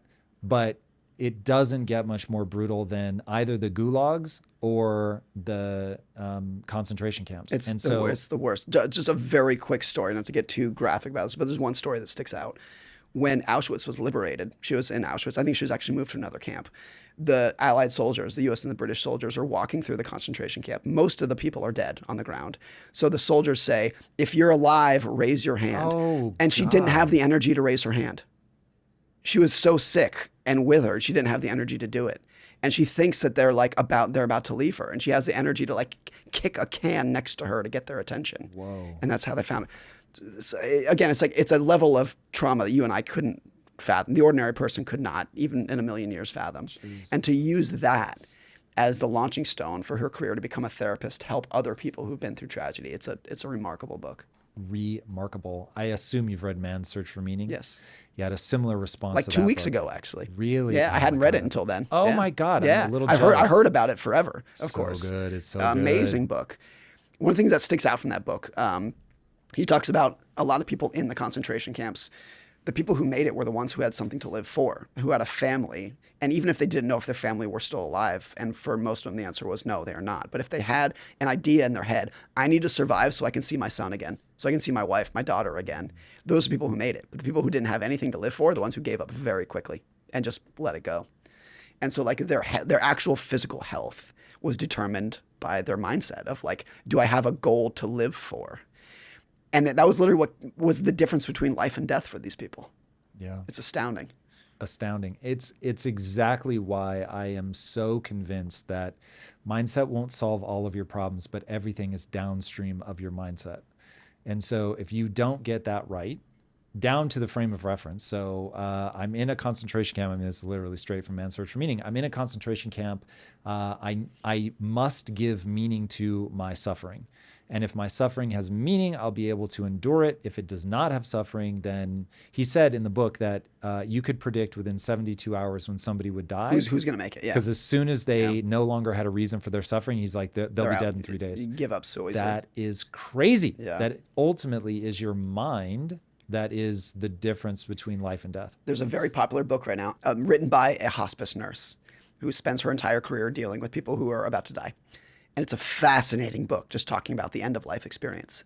And one of the things she writes is that it's very common for people in their last days to predict the day they're going to die. Whoa. So you'll have these people in hospice who say, Thursday is my last day. Wow. And they're right. They're accurate about it. Now, what's really going to bake your noodle is whether you would have knocked the vase over had I not said anything. Now, if you know what that's from, I'll be very impressed. But so that, I think is that a mindset too? Yeah. Of just like in your mind, you're like, I'm going to, like, it's your choice to give up. It's your choice to live or die. Now, biologically, no, to an extent, it's not your choice. If you have a heart attack, if you have cancer, it's not your choice to live. Maybe at the margins, but you can't cure cancer by mindset, you know? But I thought that was interesting. Try to convince you but that I think the opposite might be true, that those people who are on their way out could pick the day that they're going to give up. Yeah. Maybe they can't pick the day in which they're going to, you know, the cancer is going to overtake them. But if they're already on their way out, they can say, all right, you know, I'm done now. Now you can take me. Yeah. And I think that's part of why you probably hear these stories. I'm sure they're extremely anecdotal about couples been married for 50 years. One of them dies. 2 days later, the other one dies. My wife finds that so romantic. It Yes. unnerves me. It's a dream. I think it's everyone's secret dream, right? To die at the same time? Or to die on your own terms. To die on my when own you terms, want to. yes. But my wife's a little too obsessed with us dying together. It makes me nervous. Should she ever get sick? It is very romantic. Yeah. Is it romantic? I don't know. I think what's my wife romantic, agrees with you. what's romantic aggressively. about it is the idea that neither of you have to suffer by not having the other. Yeah. Yeah. You'll never have to wake up in an empty bed, kind of thing. That's the romance behind it. I would be crestfallen to not have my wife. But, Of course. This is so random, and then I will bring us back. But would you want to survive a mass plague that killed 98% of No, everybody? absolutely not. And this is why I think when they crazy think to me. about the nuclear drills in the 1950s, where the kids in America said, hide under your desk if the nuclear bomb's coming. Of course, your desk is not going to save you. But honestly, I feel like if a nuclear bomb is coming, I want to lay out in the pavement and say, take me. Really? Do you hear about the stories about the people who survived Hiroshima and Nagasaki? It's the most horrific thing you could ever imagine. And I think in those situations, you want to be taken quickly. Would you have wanted to survive the concentration camp? I don't want to pretend like I can put myself in their shoes and understand what that kind of trauma would be like. Give me the high level inspo. Like, you're inspired by this woman who's like, I'm gonna use my trauma. Would you not have been more horrified where she doesn't kick the can? I'll tell you a recent example without having any experience with this, just relaying a story that I heard. There was a father whose young daughter was one of the Israelis kidnapped by Hamas a couple weeks ago. And he learned shortly after that she was dead. And he said, I don't want to quote him directly, but it's something to the effect of, thank God, because being tortured by Hamas would be so much worse than death. Got it. And so, like, without knowing any more details, just relaying his story. But I think there is some of that. And would I want to be one of the survivors of the Holocaust? I mean, I think everyone has a will to live, of course, but I cannot fathom the trauma that a lot of those people went to, including the woman who wrote the book, The Choice. I'm sure there's a lot. I'm sure she had a lot of the most horrific nightmares you can ever imagine after that. Yeah. So when I hear about the survivors of Hiroshima who just had third-degree burns head to toe and were absolutely never the same, there are some situations where it's like, no, if a nuclear bomb's coming, I think that you want to pray for mercy at that point rather than pray for survival and hiding under your desk. It's interesting. Well, I admit, if it were a question of, my entire body being covered in 3rd-degree burns, it's a then tough I think, thing. yeah. I mean, God, imagine there is a limit. we're getting very There is a graphic limit. and dark here, but imagine a world where your entire family is taken out and you're left with 3rd-degree burns, but you live. Yeah. Are you grateful for that? Yeah. There's a line. I don't know. I hear you. I do. If I'm unscathed, I do want to survive, though. I'm always surprised that some people don't. If it's like some apocalyptic thing, I don't know. For me, like, Well, even here's the thing that I've thought about as a parent. If there was a situation in which either of my kids were about to die and I could save them by taking myself, facts. I'd do it in one. It would be the most Facts. natural instinct. And when I hear stories about parents that do that, my first thought is hero. Like, you will go. We should build statues after you. People who sacrifice themselves for their children. There's nothing more heroic than that. And I want to think. Of course, I've never been in that situation, but I want to think that I would do it without a moment's hesitation. Now, here's the question: would you do it for your wife? At this age, absolutely, because my kids need my wife more than they need me. So in that situation, yes, because I'd be doing it for my kids, not for my wife. What if your kids were like 15 and 19? We're getting into some serious hypotheticals here. Yeah. I want to say that the answer is yes, but realistically, it would not be as black and white as my young children. I think that's true. Yeah. Yeah. I hear that. Yeah. Okay. So coming back to the economy and everything. So I think we've laid out sort of the basics of what people ought to do if they want to die wealthy. However, I want to get into like the real economy that's happening right now. So everybody inherits a set of circumstances. Those circumstances matter a lot. Mm-hmm. They will for sure shape people. You said at one point, either in your book or in an interview that I heard you say, there's no precedent for it being worse than it is now if you're buying your first house. Yeah, I think that's true. Specifically right now, where home prices are by and large higher than they've ever been, but mortgage rates went from 3% to 8%. That defies all economic logic. It should be in a world where mortgage rates go from 3 to 8%, home prices fall 30%, 40%, 50%. And that hasn't happened yet, at least. So now you're in the situation where, particularly in big cities, LA, San Francisco, Seattle, New York, Boston, the big cities, you're looking at least $1 million for a starter home at an 8% mortgage. It's a completely different universe than anything we've experienced in a lot, because the last time that rates were this high, even in the mid 1990s, home prices adjusted for inflation, like an apples to apples comparison, were a fraction of what they are today. So having home prices where they are today at 3% mortgage rates was still very high. It's still oppressive for a lot of people. To do it at 8% is just like a different world. Now, because of that, very few homes are transacting. There's like the level of sales has just dropped off a cliff. It's the lowest point in, I think, 20 years in terms of the volume of home sales, because the prices that are out there are not realistic given the financing options for most people. So a lot of people will say, according to Zillow, my house is worth X million dollars. But that's not actually a mark-to-market price. Like if you actually needed to sell it to someone tomorrow who has an 8% mortgage, the actual market price, the clearing price for that is going to be much lower than you think. So I think there's like a Wile E. Coyote moment of like, we've gone over the cliff and we're just starting to look down and realize there's no road beneath us. Do you find yourself hunching over your desk and battling back pain after a long day of work? Invest in a chair that is designed to improve posture, prevent pain, and maximize productivity. Anthros is built to be your last office chair, and I'm telling you, this thing is amazing. It's guaranteed to be the most comfortable chair on the planet while also improving your posture and reducing pain or your money back. And I'm telling you, it is also the most fun chair you are ever going to sit in. I know that sounds ridiculous, but you have to try it, trust me.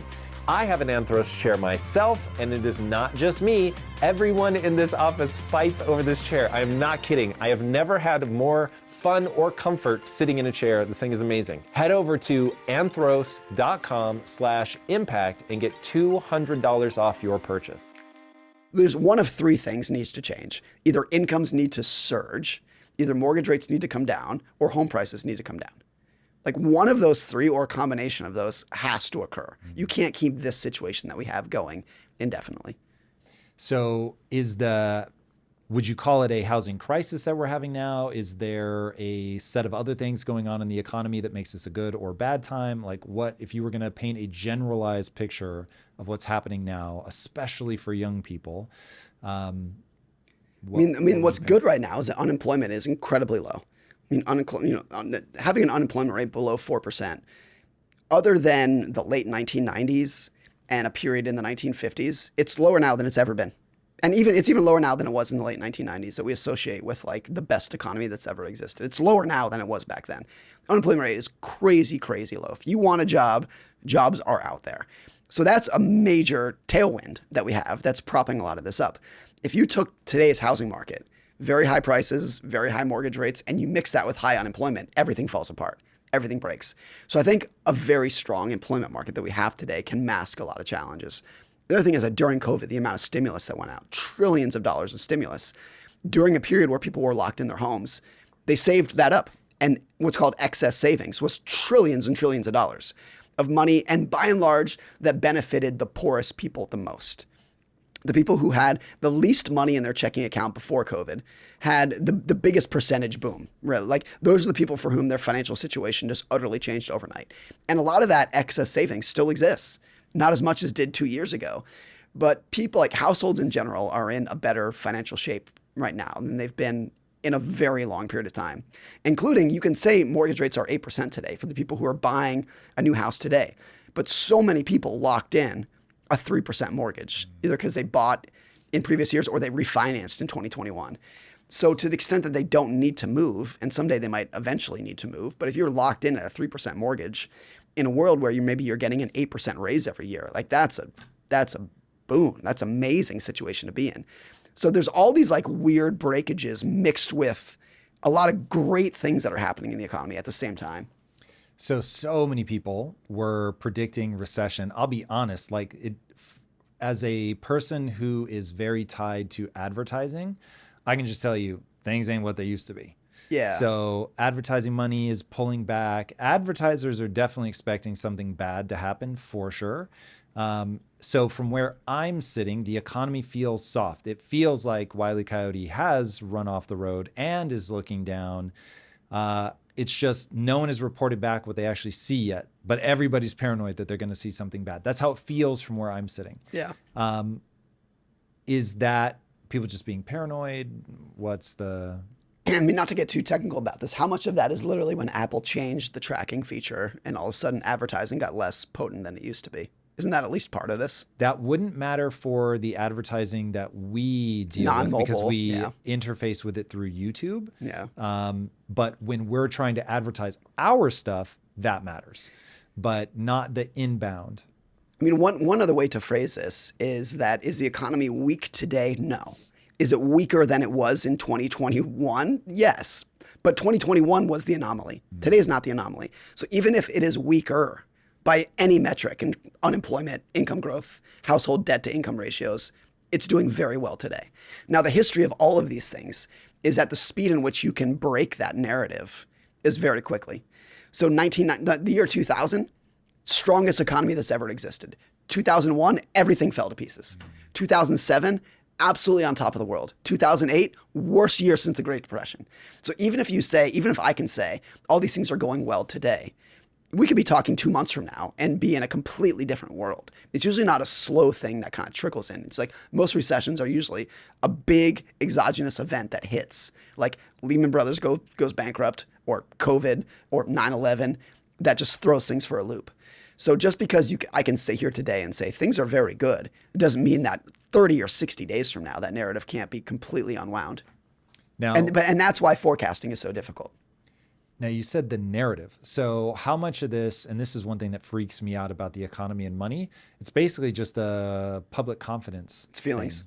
There's a great economic commentator, content maker named Kyla Scanlon who talks about the vibe recession. And it's literally like most economists are like data and charts and numbers. She's like, no, it's just the vibes. It's just how people feel. And it's true. When people feel good about what's going on, they spend money. When they spend money, the economy's strong. When they don't feel good about things, when the vibes are low, they stop spending money. And then the economy unwinds. Like, it's not more complicated than that. So mood is a massive thing. It's huge. And a lot of it, it's self-fulfilling. There's measures of consumer confidence. And most of what moves consumer confidence, what actually moves the needles, are 3 things: stock prices, gasoline prices, and politics. Those are the things that people pay attention to, or they can just get a quick update when they watch the news for 10 seconds. Stock market's up, gas prices are down. I'm not hearing anything about politics. Good. I'm in a good mood. Or the opposite of that. If gas prices are going up and the stock market fell today and politics is a mess, you're going to be in a bad mood. And like, those are the 3 things that move people's economic sentiment, that has a very strong impact on how much money they're going to spend. And the money that they spend is somebody else's income. So when you stop spending money, that's someone else's income that just went down, and it snowballs from there. So, okay, knowing that basically this is a sentiment game, I want to bring up something that you talked about in your book that I'll tie to what I'll call the debt crisis. It'll be very, like, it feels to me like we're in a debt crisis just looking at the numbers. Doesn't seem sustainable to me when you look at the housing numbers. You were saying, hey, one of these 3 things has to give. Yeah. Like, you can't have debt like this with interest rates as high as they are, like this just seems like an absolute recipe for driving off a cliff. We're talking household debt. Everything, Yeah. household, corporate, and government debt. All, I don't know if they're historic highs, but holy hell, they are massive. Yeah. It's something like 3 times GDP. That could be wrong. It's bad. Like the debt to GDP ratio is crazy. Some people, I think it was Chamath that said, oh, it's a nothing burger. And I'm like, bro, how can this be a nothing burger? Like you, at some point, just servicing the debt becomes a problem. Anyway, not an expert, but I'll call it a debt crisis from my limited understanding. But you have a statement in your book where you say, this is crazy to me, stability is destabilizing. Yeah. And you walk through Minsky's financial instability hypothesis. Do you remember the 3 beats? Oh, yeah. I mean, so Hyman Minsky was this economist back in the 1960s. And in the 1960s, there was this move in economic circles that we should eradicate recessions. People were very optimistic back then. Yeah, let's just get rid of But it. we had just walked on the moon. We had like eradicated polio. There was this idea that, of course, we should be able to eradicate recessions. Hyman Minsky said, you'll never do it. It can never be done because of what he came up with, what he called the financial instability hypothesis. He said, when people are optimistic, they go into debt. When they go into debt, the economy becomes unstable. When the economy is unstable, you get a recession. So the lack of recessions is what triggers the next recession. If you never have any recessions, people go into crazy amounts of debt. When they go into debt, you have a recession. So by definition, you cannot avoid it. It's always going to be a thing that you're going to have to deal with in life. The same is true in the stock market. Like if the market never crashed, people would put all their money in the market. If they put all their money in the market, valuations go way up. When valuations go way up, the stock market's fragile and it crashes. So a lack of crashes is what causes the next crash.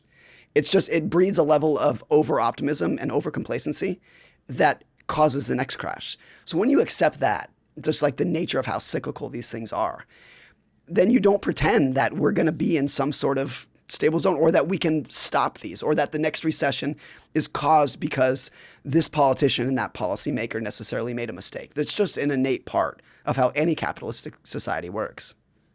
Okay, so if we know that, what do we do with that information? Those of us that want to navigate all of this well. You have to assume, as I do, that there's going to be at least 2 recessions per decade, one of which is going to be really bad. That should be your baseline scenario. So don't act surprised when the next one comes. Don't say nobody could have seen this coming. You know, I hope to be an investor for the next 50 years. So during that time, I hope to experience 10 to 20 more recessions. You know, I think that's just the baseline of what you should expect as an investor. But every recession we have, people say something to the effect of nobody could have seen this coming and it's that guy's fault. Versus I just think it's just an innate part of how the system works. So when you accept that, not only are you psychologically more prepared, but I think you should be financially more prepared. I think most people don't have enough cash and liquidity because they extrapolate the good times indefinitely. And they don't have the mentality to assume that just because it's good today doesn't mean everything can't be taken away from you next month. Like I said earlier, most recessions you don't cruise your way into it. You go from everything is great to utter chaos in 30 days. That's usually how it plays out. And so because of that, and most of what causes the big economic declines are surprises, things that people don't see coming. 9/11, Lehman Brothers, COVID. Nobody saw those things coming until they wreaked their havoc. And so because of that, I think most people just don't have enough cash, liquidity, margin of safety, buffer in their finances.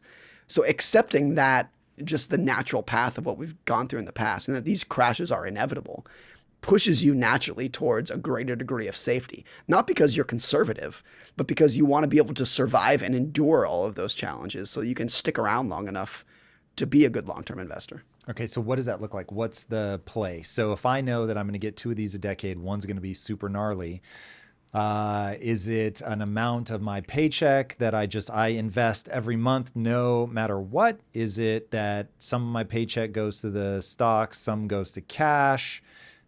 Do I pull back in a recession? Do I go hard in a recession? Like what's the playbook? I think the more that you can mechanize it, the better. The better. The more you can take your emotions out of the equation. So I think whenever people have a system that says, I'm saving up money so that when the market crashes, I'll put it in then. 9 out of 10 people won't be able to do that because when the market crashes, they'll be scared shitless and they won't be able to do it. And when everything is going well, they tell themselves that they'll be able to do it. But in the trenches, when it happens, they can't. And a lot of people were like this. If you talk to someone in 2019 who said, oh, if the market crashes 40%, that would be an amazing opportunity. I would buy in. And then it actually happens in March of 2020. And so many of those people were not saying this is an incredible opportunity. They were saying this is going to be worse than the Great Depression. And by the way, they may not have been wrong. If in March of 2020 you said this is going to be worse than the Great Depression, that was a smart statement to make. I certainly had my fears. That was a smart statement to make. Just because it was not doesn't mean that that was not the right mentality to have at the time. But it just goes to show that saying, I'll be greedy when others are fearful, is much easier than actually doing it. So the people who have that strategy, I think for 9 out of 10, not 100%, but 9 out of 10 people won't be able to do it. So if you could just mechanize a dollar cost averaging strategy and just say, on the first of the month, I'm going to invest $100 into stocks. I'm going to do that no matter what the economy is doing. You may not be able to do that either. You may still get scared out of that, but at least you're trying to take the emotion out of the equation. In terms of the amount of cash cushion you should have, I don't think there's necessarily a formula for it. You said at least a year or 1 year, but at least 6 months. I think that's great, but I don't think it's that formulaic. I don't think there's a study that shows why 1 year instead of 18 months is the right amount to have. My view on this has changed a lot since I had kids. And it used to be that my economic situation was just me. And then it was me and my girlfriend, and then me and my wife, and then me and my one kid, and then me and my 2 kids. It's like that changed my risk tolerance and changed my goals of what I want. And with that came a corresponding change of, I think I want a little bit more cash. Because if shit hit the fan, it's not just my own well-being. I got 3 other people to take care of. And that might go in reverse when my kids move out of the house. So I don't think you can come up, and everyone's different. My parents, who are retired, have a lower cash allocation than I do. And I'm still working, of course.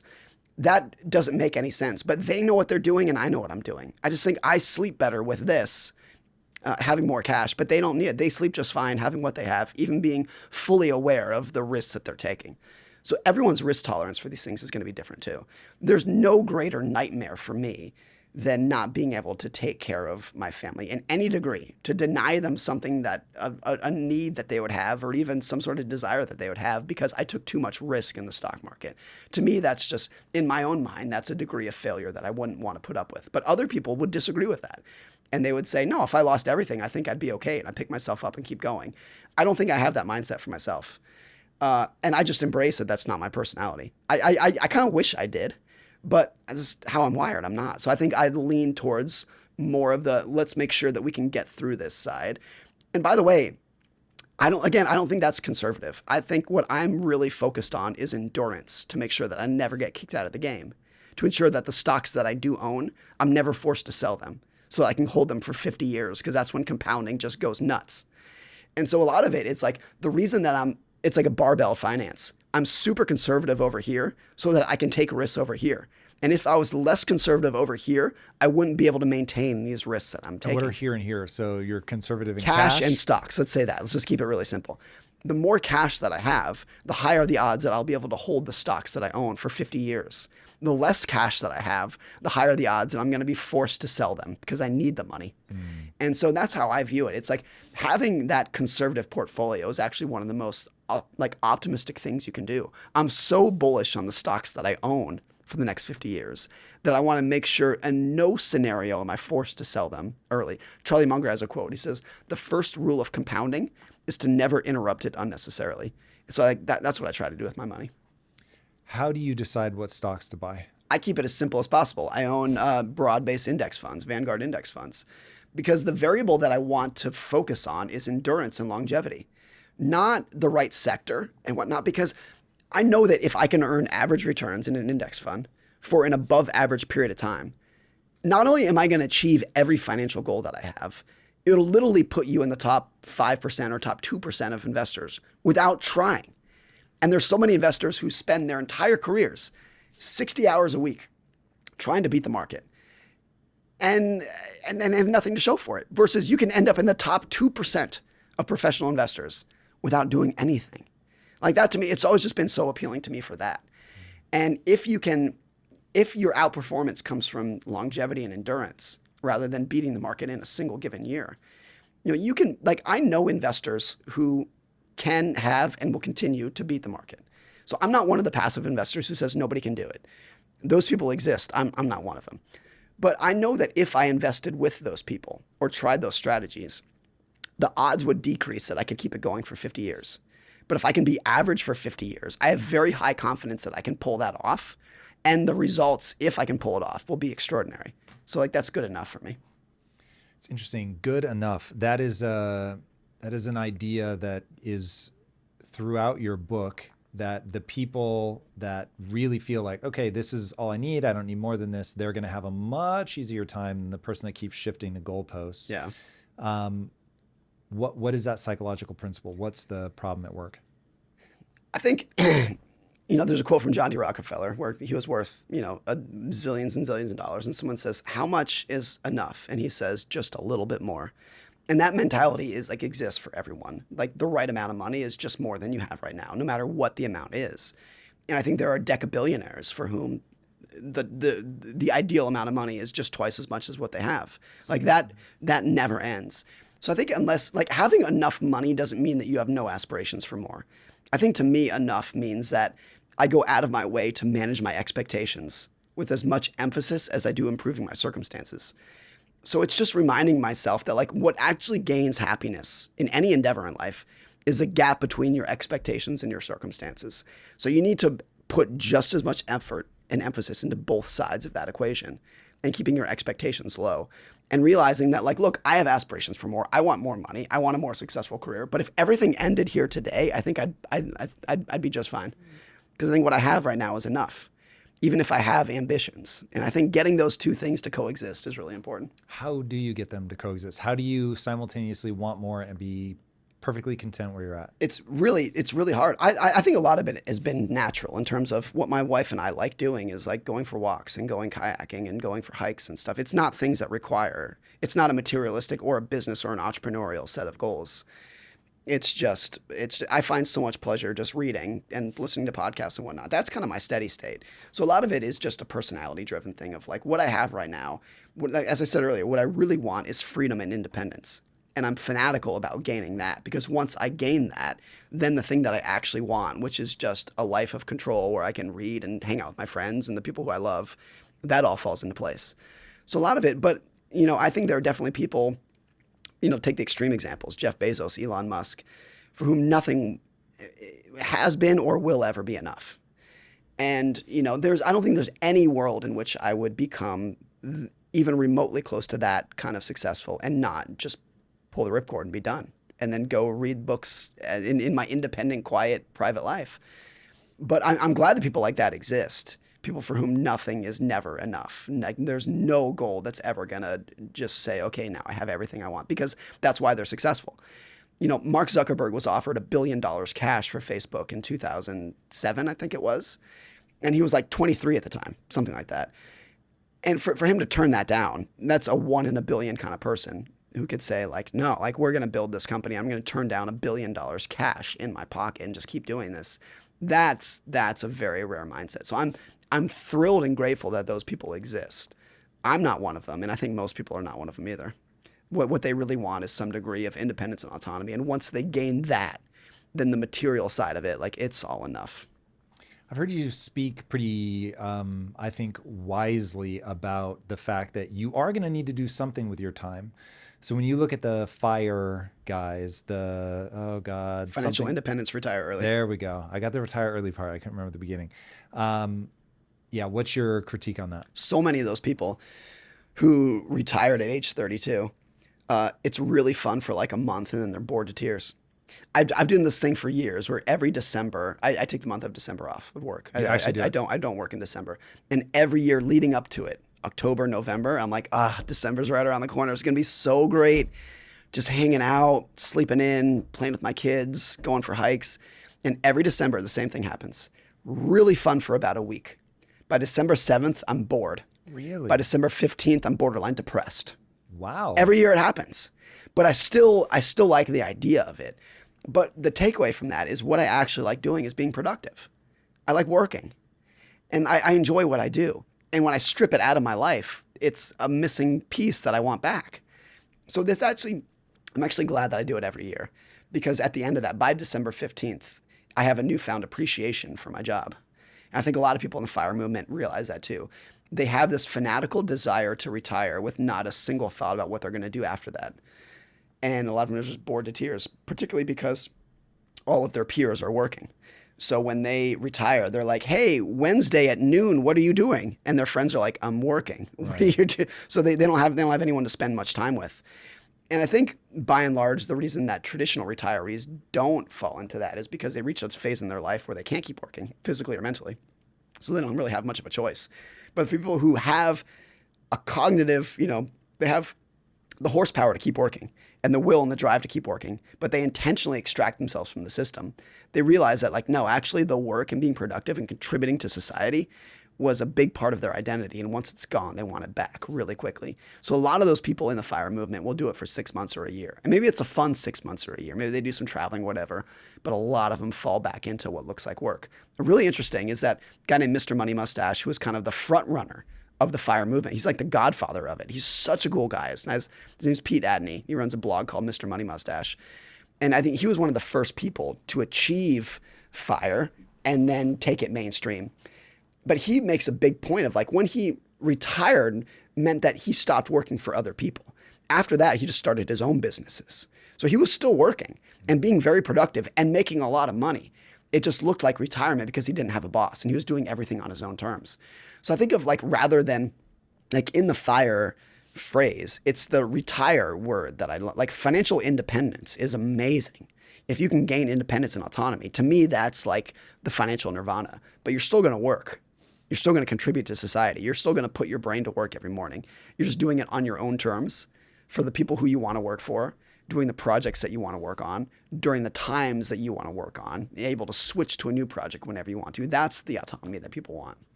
I'll give them a new acronym then. So FIRE, financial independence, real efficiently. That because meaning and purpose is everything. And as somebody, so exited my company, obviously never needed to work another day in my life, but thankfully I knew before doing that if you don't feel like you're contributing in any meaningful way, and this is interesting because this goes back to biology for me, there are algorithms running in your brain that will insist that you're working hard. This is why I think rich kids implode. There's an algorithm running in your brain that says you must work really hard to gain a set of skills that allow you to serve not only yourself, but other people in a way that you find exciting.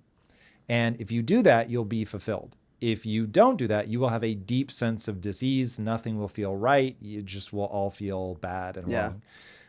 And so, this is where I go back to what I said earlier, that money is more powerful than people think. It is the great facilitator, but it is not what people think. People think it's going to make them feel about themselves the way that they feel about people they see with money. Yeah. And it won't. Money cannot touch how you feel about yourself, much to my dismay. But the cool thing about the way that I generated wealth was it was all in a moment. So it went from I have no money to I have a lot of money. Yeah. And because that's just how equity in a company works. So it's like you're just shoveling money back into the company, back into the company, back into the company. So I was worth on paper hundreds of millions of dollars, but I had one car with a leaky exhaust. It was like super equity old. Rich, cash poor. Exactly. Yeah. And so then suddenly I was both. Cashed it out. Yeah. And we took a small piece, but it was such a huge valuation that the number was big. And so in that moment, I was like, oh, wow, I'm rich and I have all the same insecurities. So I was like, same person. That is fascinating. So that was, I was very grateful for the way that my life went. That I got wealthy on paper and was just completely miserable. So I went to give all the equity back. Wealth on paper is almost the worst that you can have because you are rich, but you're not. It is a trip. Yeah. So getting people to understand there's a big difference between being rich on paper and being cash. Rich in the bank. Yeah.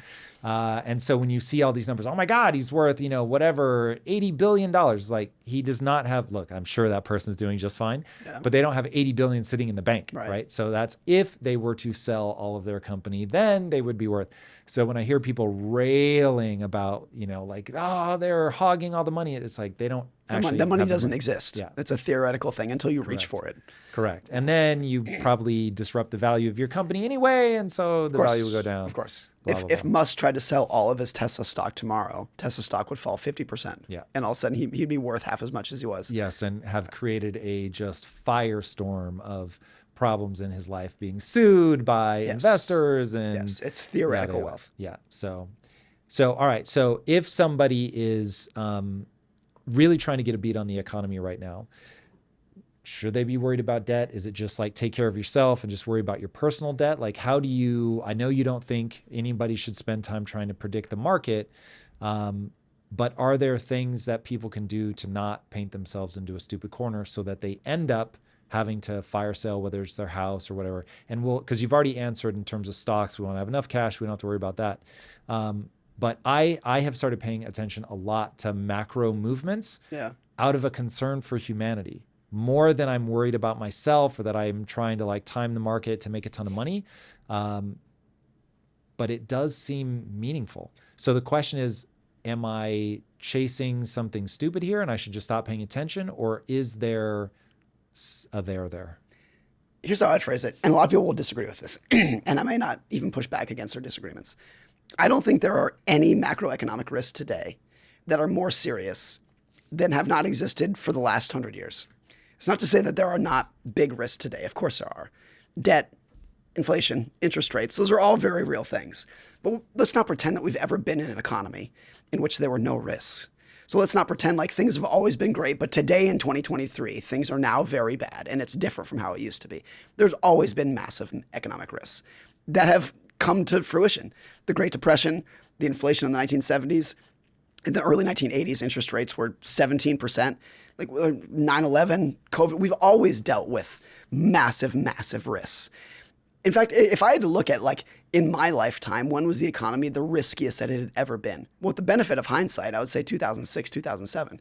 And what was unique about that period is that people felt better than they had ever felt before. That was a period where people would sit there and say, everything is great, like blue skies smiling at me kind of thing. My that wife was the period. Convinced me to buy a condo in 2006. And that was the period where, looking back in hindsight, we were the most dangerous that we had ever been. And so I think, like, are there big risks today? Yeah, of course. I'm not going to poo-poo anything. I don't know if I would say it's a nothing burger like Chamath. I'm probably closer to that than I am the apocalypse guy. But I just don't think the risks today are necessarily bigger than they were for most of history. And you could say, well, today we have climate change, we have this and that. Yes, you're 100% true. But in the 1960s, we had nuclear war at our doorstep. There were missiles in Cuba pointing at Washington. There's always been, it's a different flavor of risk. But the world's a very fragile and risky place. And one takeaway from that is, like, if you have the financial wherewithal and the psychological mindset and the luck to survive that and endure it, people are very adaptable. Economies are very adaptable. I mean, how much of Europe was literally rubble in 1945 and rebuilt in a staggeringly fast period of time? Japan was completely obliterated during World War II, and by 1980s was the strongest, fastest growing, one of the richest economies in the world in one generation. So whole societies can be very resilient, even when they are hit with a massive tragedy. So if I had to say, in the next decade, is there going to be an economic calamity in the United States? Yes. I don't know what it's going to be, but historically there always is once per decade. But that would not preclude me from saying, are we going to endure it and fix it and get through it and achieve a new high of prosperity? I'm equally confident in that as well. That's my take on what's going on in the macro world. Okay. I'm going to paint you a very gloomy picture. Let's do it. Let me hear. And then, because I like optimism so much, you're going to pull us back out. Though I will say that you have said that if you really want to be successful for the long run, you have to mix optimism with pessimism. Yep. So that's where I live. That's my bread and butter, baby, is I can have both be wildly optimistic. You have to. If you're one or the other, you're doing it wrong. You have to have both. Agreed. Yeah. Okay, so I'm going to give you my paranoid case. Even though I agree with you on balance, I think we'll be able to figure everything out. But I am very much a student of Mr. Ray Dalio. Yep. And Ray Dalio has mapped out the debt cycle, I think, in a hyper compelling way. And in a way that when I read your work, especially Same as Ever, which, by the way, is a phenomenal book, and anybody listening to this should buy it. It's utterly fascinating, and we're going to go deep into the principles of that in a minute. But when I was reading it, I was like, oh, this is Ray Dalio. This is the humans are predictable, and they are predictable in the following ways. Yeah. And what I like about what Ray does is he's like, okay, this stuff is so predictable. Let me tell you how this all plays out in terms of the economy. And he breaks it into 6 stages. And to spare people, the long-winded version, it basically breaks down the way that you were talking about it, that stability creates instability. Yep. Basically, people get hyped up, they get into a ton of debt. That debt is only sustainable for so long, and it really does get to the point where people are going to default on the debt. And there's usually a huge restructuring. Yeah. That often happens with war. I think something like 8 out of the last 10 times, 12 times, something like that, it has ended in hot war. Yeah. And so especially when you have a rising power. So we have a rising China, we have the US in just a massive debt crisis. By my estimation, you've been very clear on your stance. And Ray maps all that out, and this is just the way it goes. And nobody has spent more money researching the history of these debt crises, the reserve currencies and the movements, the rise and decline of empires. I think he said hundreds of millions of dollars doing all this research. Absolutely crazy. And then nobody has made more money betting on their knowledge being right than Ray Dalio, built the largest hedge fund in the world. Okay, so here you have a guy that's more knowledgeable than anybody, who's made more money being right about it than anybody. And he's saying stage 6 is absolute collapse, hot war. We're at stage 5.5. And when he wrote the book, 18 months ago, he said he put the odds of a world war at like 40%. He now puts it at 50%. That's before some of the news that's come out recently. So I look at that and I say, okay, wait a second. I'll paint a very quick snapshot of what. Again, I am a layperson on this, so I'm certainly not a macro guy. I play one on YouTube a little bit, but I like to be honest that I'm now just walking people through how I think through a problem. I do not consider myself an expert on this. Having said that, here we go. So if I'm China, I'm going to be looking for a divided America, and I'm going to wait for America to be weakened in some way, financially, hopefully militarily, hopefully both, quite frankly. America's debt is through the roof. America's playing a proxy war via Ukraine. America is threatened to get sucked into a proxy war in Israel. Tensions in Israel seem to be going up. Hopefully not much, but definitely I'm not super confident in where that goes. So if I'm China, I'm watching that going, this could be a very good situation. I know that the Russians can make bombs for like 1/10 of the cost that the US can make. So if they end up going head to head, like that just is, we're now going to be able to be not technically outspent, but they'll be able to make way more munitions than we'll be able to make. So if I'm China, I'm like, there might be a move here. They're certainly making a play. This is going to be very controversial, and I recognize it is controversial. And in fact, one of my favorite authors, Morgan Housel, has said, if you ever say that you're 100% certain on something, all my alarm bells go off. Yeah. So I'll give you, I don't know, like 40%. But when I look at the moves that China's making that are de-dollarization plays, 40%, again, I don't think we're going to de-dollarize tomorrow or anything like that. But when I look at what they're doing with the BRICS nations, getting together, trying to get countries to buy oil in their currency, all of that, and they're hoovering up gold, like all of it just feels like a country who's perfectly happy to be patient. So I'm not saying this happens tomorrow, but they're clearly positioning themselves at least for a multipolar world, which I would say we're probably in. I don't think we really have Pax Americana anymore. Yeah. So that's already getting soft. We're getting sucked into these conflicts. And China has stated, we are taking Taiwan back. Just letting everybody know. Yeah. So now the question just becomes not if, when. And America does not strike me as it's moving in the right direction. We're printing money like there's no tomorrow, as if inflation isn't a real thing. And so I just look at all that. I look at Ray Dalio and I'm like, yeah, there's a pretty compelling argument to be made that we're at a legit, not like, oh, randomly I'm picking 50-50, as in we went from 30 to 40 and now we're at 50% chance of a global conflict. Last I heard, he put civil war at 40% in the US, again, up from 30. So it's like some of the leading indicators are just not pointing in the right direction. And so I'm an individual guy. I think the only way to impact the macro is to talk directly to an individual human and say, this is what you ought to do. But when I look at all of that, I'm like, whoa. And it does, I'm not a prepper, so no, I have not bought somewhere in New Zealand, which people ask me all the time. I have no intention of leaving the US, but I will say that for the first time, I'm like, let me be cognizant of my surroundings. I think you can agree with all of that and not push back on any of it and still say that the world is too fragile to make a proclamation that X, Y, and Z is going to happen. Fragile or complicated? Both. I think it can be fragile in terms of it can go a completely different way than any of us thought. Fragile tells me breaks. It just breaks in a way that I'm not expecting. Well, a lot of these, there's one winner and one loser. So it can be fragile for China, it can be fragile for the United States. If you and I were having this conversation in 1989, you would have said the exact same things you just said, but the country you would have said is not China. You would have said Japan. That's what Japan was taking over the world in 1989. And if we were having this conversation in 1950, and if someone said Japan is going to take over the world, you'd say, Japan?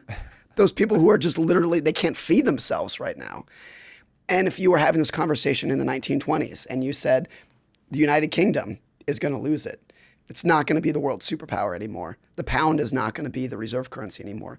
That would have sounded preposterous too, but it's exactly what happened. At the same time, living in Britain for the last 100 years has, for by and large, been a lovely place to live. Even though they lost their superpower status, they lost their reserve currency status, they went through debt crises, by and large, it was a lovely place to live for most people.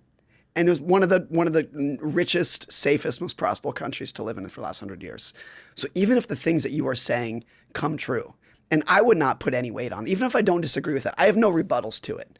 I just know enough of history to say nobody can say with a lot of confidence, this is what's going to pan out over the next 20 years. It's just, there's never been a 20-year period in which that's the case. Imagine you and I sitting here in 1999 and someone said, I think some Muslim terrorists are going to hijack airplanes and it's going to completely change the course of U.S. history. It would have been the most ridiculous thing you would have ever heard. But those are the kind of things that change history. There's another saying, the thing I think a lot about here. There's a documentary on centenarians, and it's asking them just what you've learned in life. And they asked this French woman, she was like 103, they said, what was the happiest day of your life? And she said, Armistice Day in 1918, the end of World War I. Whoa. And they said, why? And she said, because we knew with certainty that there would never be a war ever again. And that was at the end of World War I. Of course, World War II starts 20 years later. So it's like the most common path of history is that what actually pans out is what not only nobody saw coming, but would have sounded preposterous to you at the time. So the narratives that Ray Dalio puts forth and that you just said make sense to me. Like I said, I have no rebuttal for it. But once you study enough history, you realize that that narrative is the clean, easy, simple narrative that intuitively makes sense is never what actually happens. So that's what I push back on that for. Now, I'd also say that people love hearing those narratives. They love hearing the pessimistic narratives because it makes them sound like they should be able to do something about it. If you know that the world is going to hell, A, you don't have any uncertainty in your head. Uncertainty is very uncomfortable. You just eliminated it because you know what's going to happen. And if you know the world's going to hell, then you can take an action. You can buy a farm in New Zealand. You can make a bunker, whatever. And both of those things are eliminating uncertainty in your head in a way that makes you feel very good. So nobody wants to hear, you're not going to sell any books saying we have no idea what's going to happen next. You will sell a lot of books by saying, here's exactly, I know for certainty, I've spent hundreds of millions of dollars predicting what's going to happen next. I would also push back and say Ray Dalio has made an incredible amount of money in asset management. That's not to say that he's made an incredible amount of money being right about all of his economic forecasts. Those are two different things. You make money in asset management through fees, not necessarily by making the right calls. He has made a lot of very good calls. He's made a lot of very bad calls in his career as well that are much easier to ignore. So in the asset management, you make money by how much money you raise. You raise money by telling a very good story, not necessarily because you've been the best money manager of your age. I'll give you that for a short period of time, but if you're not returning to investors, there's no way to sustain that. And he's sustained post his implosion, because he implodes in the 80s, for people that don't know his story. And he goes on to form the mindset that I think you would stamp with your approval. I certainly will snap my wrist stamping it with mine, which is effectively what I call the physics of progress. So basically it was like, oh shit, now I realize that I think I'm right, I feel right, but how do I know I'm right? And so I need to surround myself with people that will tell me that they think I'm being stupid. And then I can triangulate the most likely outcome, no guarantees, but the most likely outcome by surrounding myself with a lot of smart people. Now, I think you will agree that if you try to learn, in fact, Jesus, I'm quoting you now. If you try to learn a specific lesson from 9/11, from COVID, you're going to make a mistake. Yep. The only lesson you should learn. The world is fragile. Exactly. Or the thing you said in the book is the only thing you should take from surprises is that the world is surprising. I was quoting Daniel Kahneman with that. Yeah. That's the lesson from surprises, is that you will be surprised in the future. Yeah. So you know it's not going to be the thing you expect. But where I would take that is, one, I want everyone to be very clear. I'm not paralyzed by pessimism. And I think it is very dangerous to lean into your more pessimistic thoughts, which I absolutely do not. Long story, I won't spend our time on that now. But so I'm going to continue down the pessimistic road, but trust me, I'm not paralyzed by this. But when the Israel-Hamas thing kicked off, I was like, I never would have expected that. But I was expecting something just like that. Yes. So see, those are very different things. Yes. To expect the world to be chaotic is one thing. That's a great thing to expect. To expect, not expect, that when I think about, okay, for the bad thing to happen to America that I'm afraid of, that I know will happen on a long enough timeline. Yeah. And look, I hyper understand that getting the timing wrong is the same as being wrong. Yeah. And I have no belief in my ability to get the timing right, which is why I am the world's most boring investor ever. Yeah.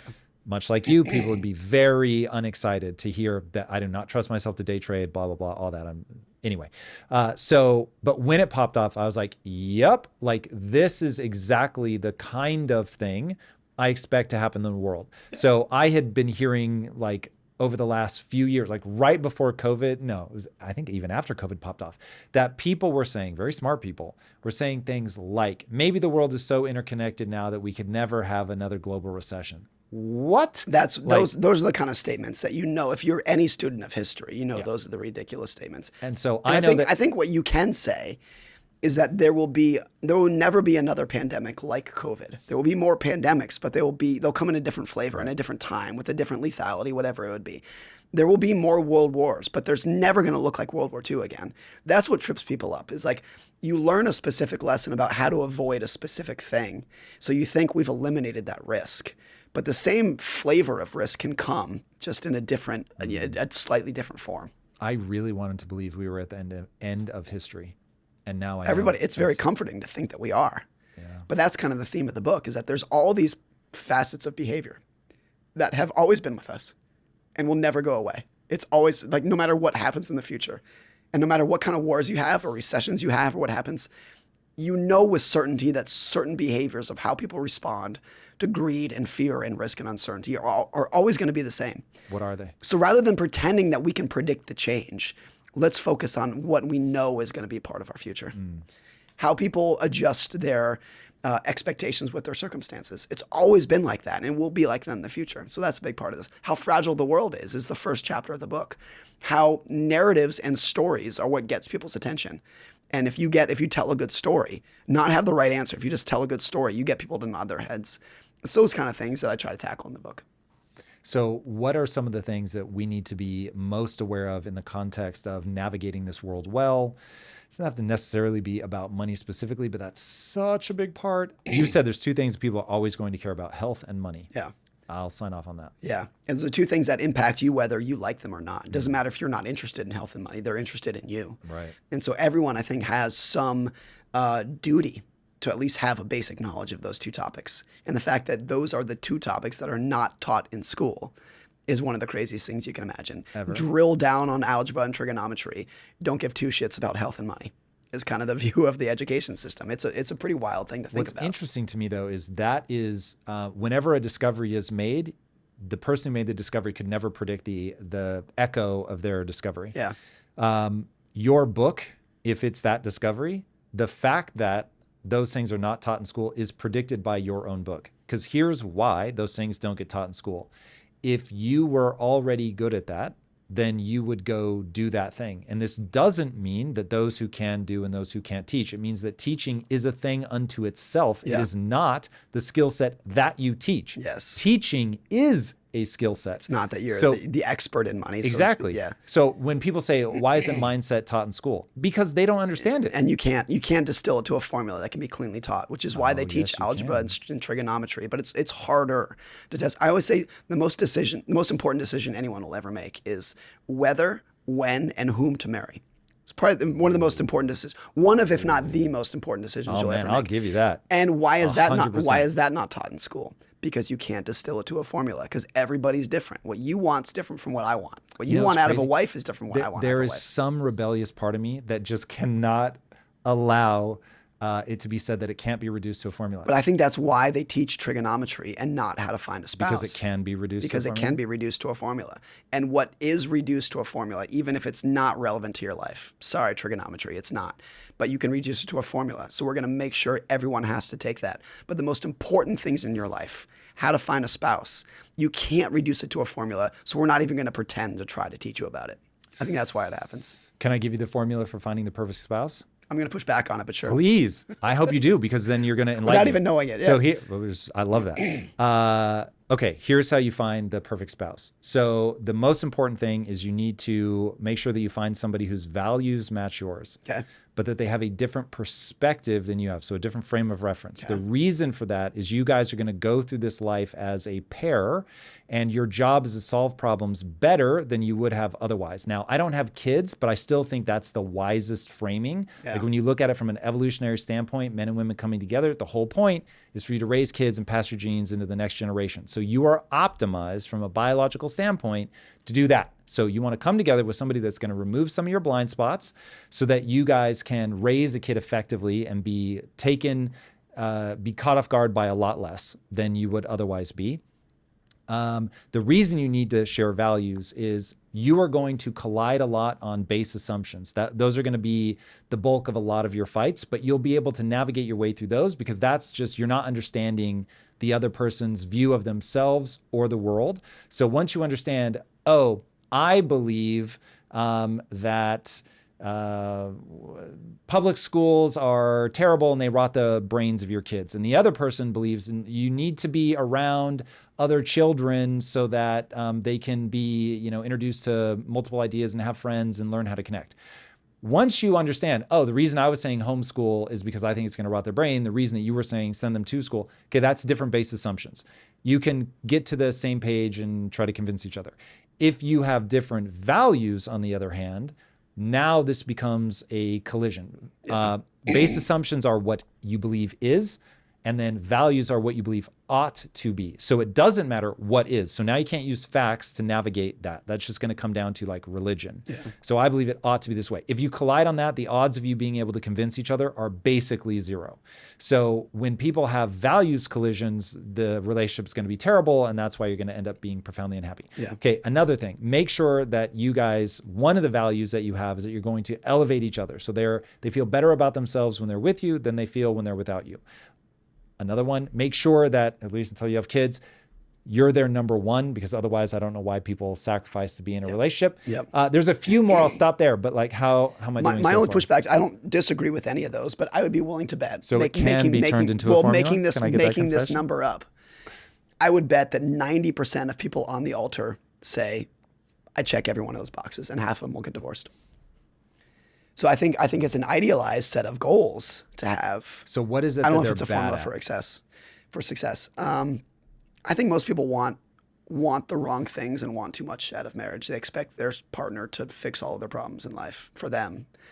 And that's, I think it's an expectations mismatch. I have a friend named Brent Beshore who says, like, That feels teachable. if there is a key to marriage, it's when, and this I think is not necessarily teachable, but he says when both spouses want to serve the other spouse and expect nothing in return, and you can both do that simultaneously, that's an incredible relationship. You get a problem when someone says, I did this thing to help you and you didn't reciprocate. That's when you get problems and you start getting needy. There's one needy person in the relationship. That tends to be when everything breaks down. Can I give you a different take on that? Yeah. Because they're dancing around a brilliant idea, but I think they're being insincere about what humans are like. Nobody will do something forever with no expectation in return. But I do think you need a wide margin of error so that you're not doing tit for tat. I did this for you. Where is my thing? It's like, yeah, cool. Look, if I do more for you than you do for me, cool. We're within a margin of error, whatever. It's all good. But nobody, like if my wife was just constantly taking the piss, as she would say, and taking advantage of me, after a while, but that's why you both have to do it. If you both expect nothing, but you're both devoting your lives to the other person. Do you expect nothing from your wife? Nothing. Well, Morgan. No, I'm thinking this through. If you expect little, but you get something, then it feels great. It's expectations versus reality. It's not that I expect nothing. She doesn't punch me in the mouth. It's lovely. I get it, but like in reality. So I agree with you, mismatch of expectation reality. You could go from, I have an amazing spouse, but my expectation is they're going to do everything for me. I feel like, so here's the answer. I feel like I don't have to answer that question because she gives a lot to me anyways. So I don't have to ask, do I expect nothing? Because she's always giving me something. So I never have to ask, how's it going to feel when the tank's empty? Because the tank's always full. I think that's it. And if both spouses can do that simultaneously, that's when you get magic. I just don't know if it's really possible to teach that. And even if there is the formula that Brent said, I don't think it's a formula like exists in algebra where it's just very clean and it works for everybody. It's a nuanced thing. Here's the future I imagine. So I call it Impact Theory University and not Tom Bilyeu University for a reason. For those who don't know, we have a school, put that in air quotes since we're not accredited, but we have a university that is designed to teach you mindset for now, but ultimately it's meant to be to teach you all the things you didn't learn in school. And while I do not expect every high school to be able to staff up with teachers that can teach that. There are people that can teach this, in my opinion. And so the future of education to me is a relatively small number of global teachers that are absolutely incredible at the thing that they teach. And then everybody else just tunes in to listen to that. That's how it should be. Yeah. And so then it's like, okay, maybe you have somebody to interface with directly that can answer questions or whatever. But like the person that you're taking lessons from, like they really know their shit. Yeah. And so I agree with you and I completely acquiesce. The world is complicated. This shit is hard. If I could speak in bumper stickers, I would be a way bigger YouTube channel. And one of the critiques of me is that people wouldn't say, Tom, you're too nuanced. They would be like, you waffle too much. But I stand with fucking conviction. The world is a giant waffle. You should be waffling. I'm not, I don't think. I think I'm nuanced, but I'm really trying to lay out, here are all the complicated steps that interact with each other. Yeah. Of course, I'm never perfectly right, but I think I am frequently directionally correct, which is why I've been married for 21 years. Exactly. So that to me, of course, there's complexity at the edges and all of that. And any one thing, if you try to be too strict with, it's going to break down. And of course, you talk about this guy in your book, I forget his name, but the guy that Warren Buffett learned from was like, hey, basically all my returns are from one bet I made on Geico that breaks all of my own rules. Yep. There are going to be things like that. But to act like there aren't things that are directionally correct and that if you move in this direction, your life is going to be way better is how people shoot themselves in the face. Yeah. So anyway, this all feels teachable, but no one person is going to be able to teach all of this. No high school, not every high school is going to be able to staff up. There aren't going to be enough people that are great at this stuff, but I do. And even if you can teach the principles and the person follows all the principles, there might be a 60, 70, 80% chance that they actually get the result that they're looking for. For sure. Versus I think what you want to teach in school, what the society wants you to learn in school are things that are just objectively true for everybody. We teach certainty and that's, things that are the chemistry and algebra and trigonometry, things that it's not, if you get this formula right, there's an 80% chance you'll get if you get the formula right, this is the right answer, period. That's what they want to teach because it's easy to test for. It's easy to teach. And nuance, which is how the real world works, it's just a much messier topic. And there's no guarantee that even if you follow the rules, you're going to be successful. But that in itself is the lesson that I think is really important to learn. Yeah. Agreed. Okay, so give me some more of the things about humans that you find utterly startling, compelling, exciting, hilarious, whatever. Your book is full of things that are like, we are like this. I mean, one of the things that I take out from the book is that I called it wild minds, where people who you look up to because they've achieved something incredible, you look like they've achieved something incredible because they are a crazy out of the box thinker. That's why they are super successful. There is always a case. There's almost no exceptions to the case that person who thinks about the world in crazy ways that you admire also thinks about the world in crazy ways that you would not admire.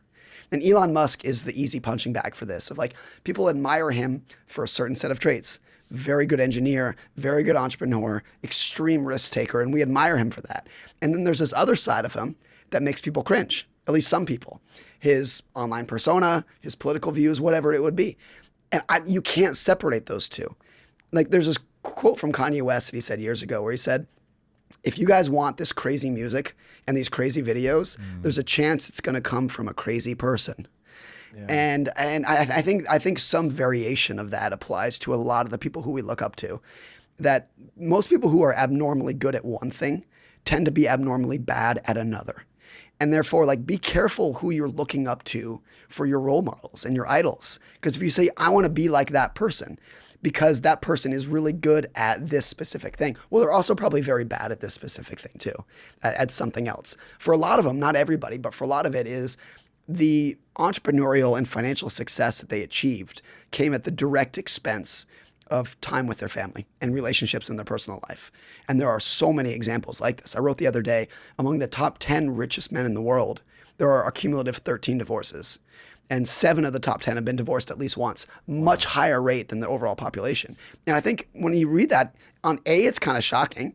B, it's like, of course that's the case. These are people who worked 100 hours a week for 30 years.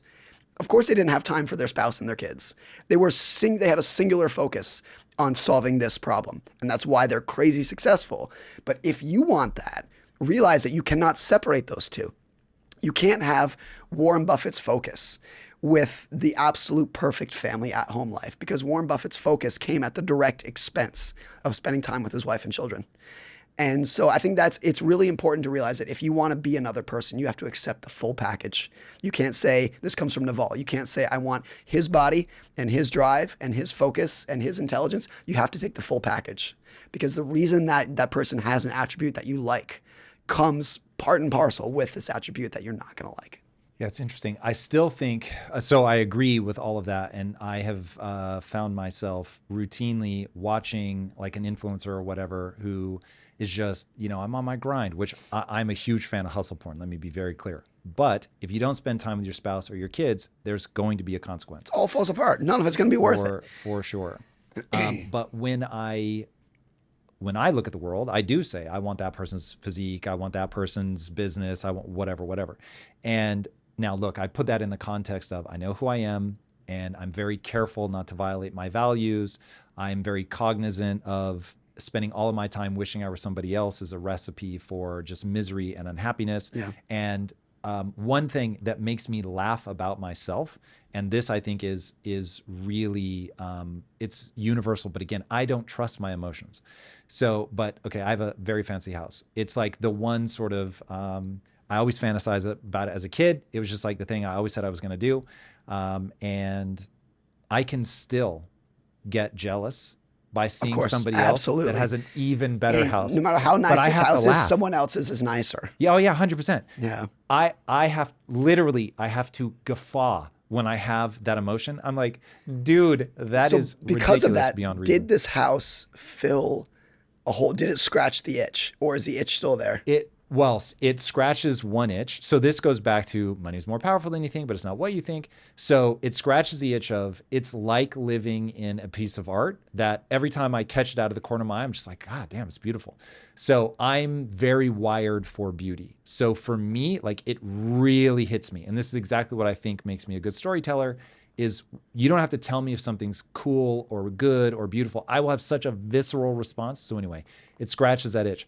But it does not make me feel cool. It doesn't make me feel better about myself. Yeah. Does it make you happier? It does, because in like functional ways. Like, appreciating art might make you happier. So it might. Something even more rudimentary than that. So I will just say that as my first love is filmmaking, and I have a movie theater in my house. So it's the little like, things. That's so cool. And what percentage square footage of the house is the movie theater? I bet it's very small. 7%. But it's maybe 80% of what makes you happy. I'm making all this up.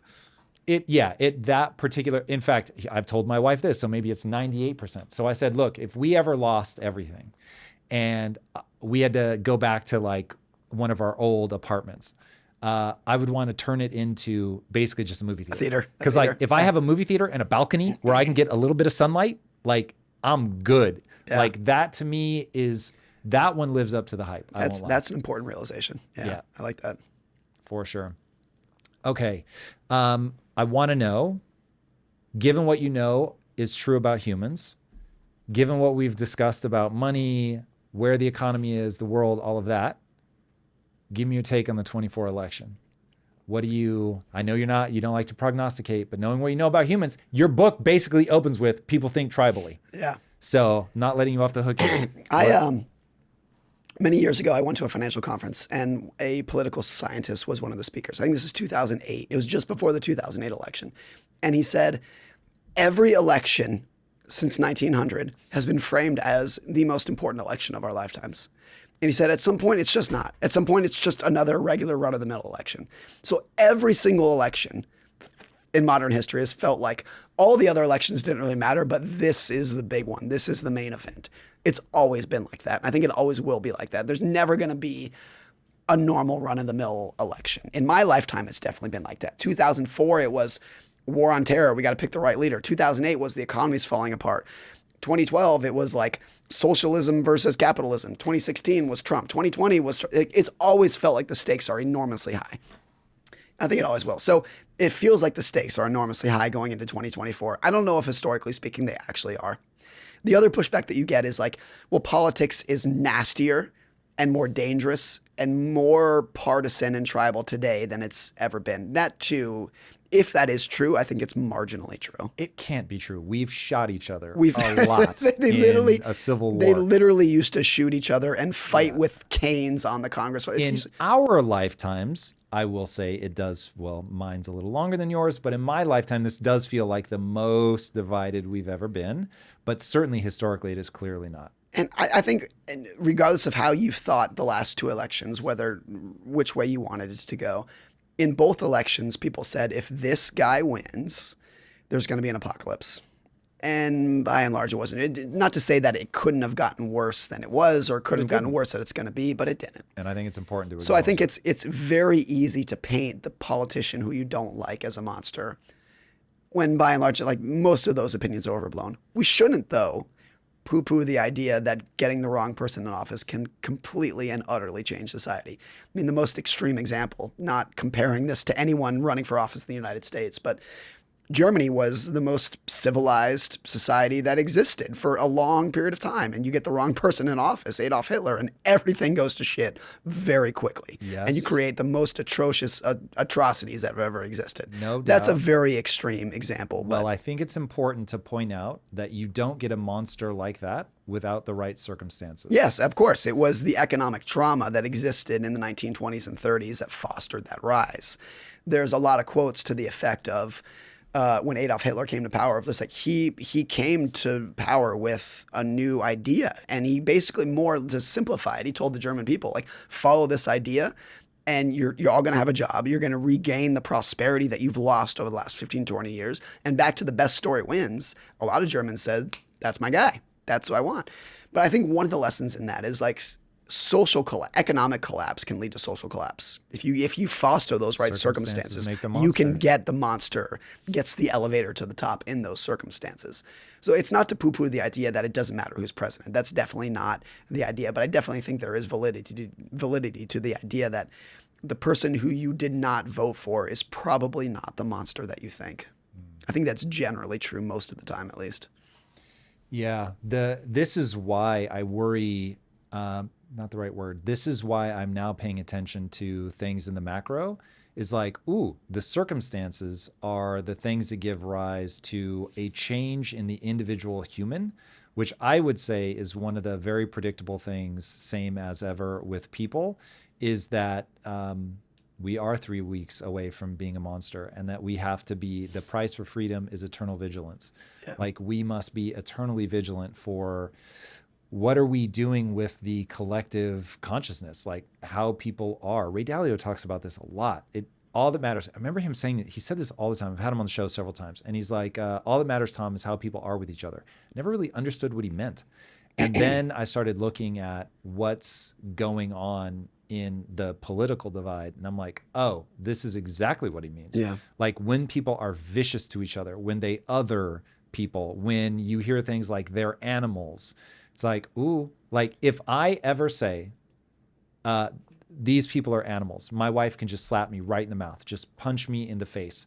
Because the second you do that, you are headed down a hyper dark path of just, again, being able to predict what humans are like. The second you do that. Once you dehumanize it, because the huge majority of people could not attack another human. But once you dehumanize another individual, then you're not attacking a human. Because as soon as you change it, the huge majority of people could not kill another human. But once you dehumanize it, all bets are off. Yeah. And that was how he justified the rest of the war to himself. It's one of those scenes where you have to pause it and just go, oh my gosh. Now, like it makes sense in a very disturbing, haunting way. I don't understand why people aren't way paranoid about themselves, about the madness of crowds, how humans really can break bad in the most horrifying way conceivable. And that I am such a believer in the words of Solzhenitsyn, again, the author of Gulag Archipelago, when he said, the line between good and evil runs through the heart of every man. Yeah. And I include myself in that. I try to remind myself, as good as I think I am, as much as I feel like I have gone in my life way out of my way to be integrity and to do things with honor, that, oh, there are circumstances in which I become a monster. Yeah. Knowing that that is within my heart as easily as it is anybody else's. I like to think it's part of what keeps me sane. It's part of what keeps me, I seek out disconfirming evidence with aggression. Yeah. And look, not nearly as much as I should, for sure. I love being right way too much. But even within that context, I'm so paranoid about my desire to be right that I will be blinded to something. Yeah. At least in business, it's so stark. You either stay in business or go out of business. Yeah. And so I can either have people tell me just I'm wrong. Reframe it in your head. Yeah. It's a pretty staggering thing to see what people are capable, just by reframing something, what you're capable of doing. It's amazing. Yeah. The book is amazing. Same as ever. Where can people follow you? I spend most of my time on Twitter. That's my drug of choice. I guess we call it X now these days, yes. But my handle is Morgan Housel, first and last name. And my book's Psychology of Money and Same as Ever. Those three things are really what I do. I love it. Boys and girls, get after it. Speaking of things you should get after, if you haven't already, be sure to subscribe. And until next time, my friends, be legendary. Take care. Peace. If you want to scale your business and avoid all the BS advice out there, check out my latest episode with Alex Hormozi. You can drink and do drugs and watch porn. If you still do the that's all that matters. I want to do the formula and then live my life how I want to live. Each of us gets to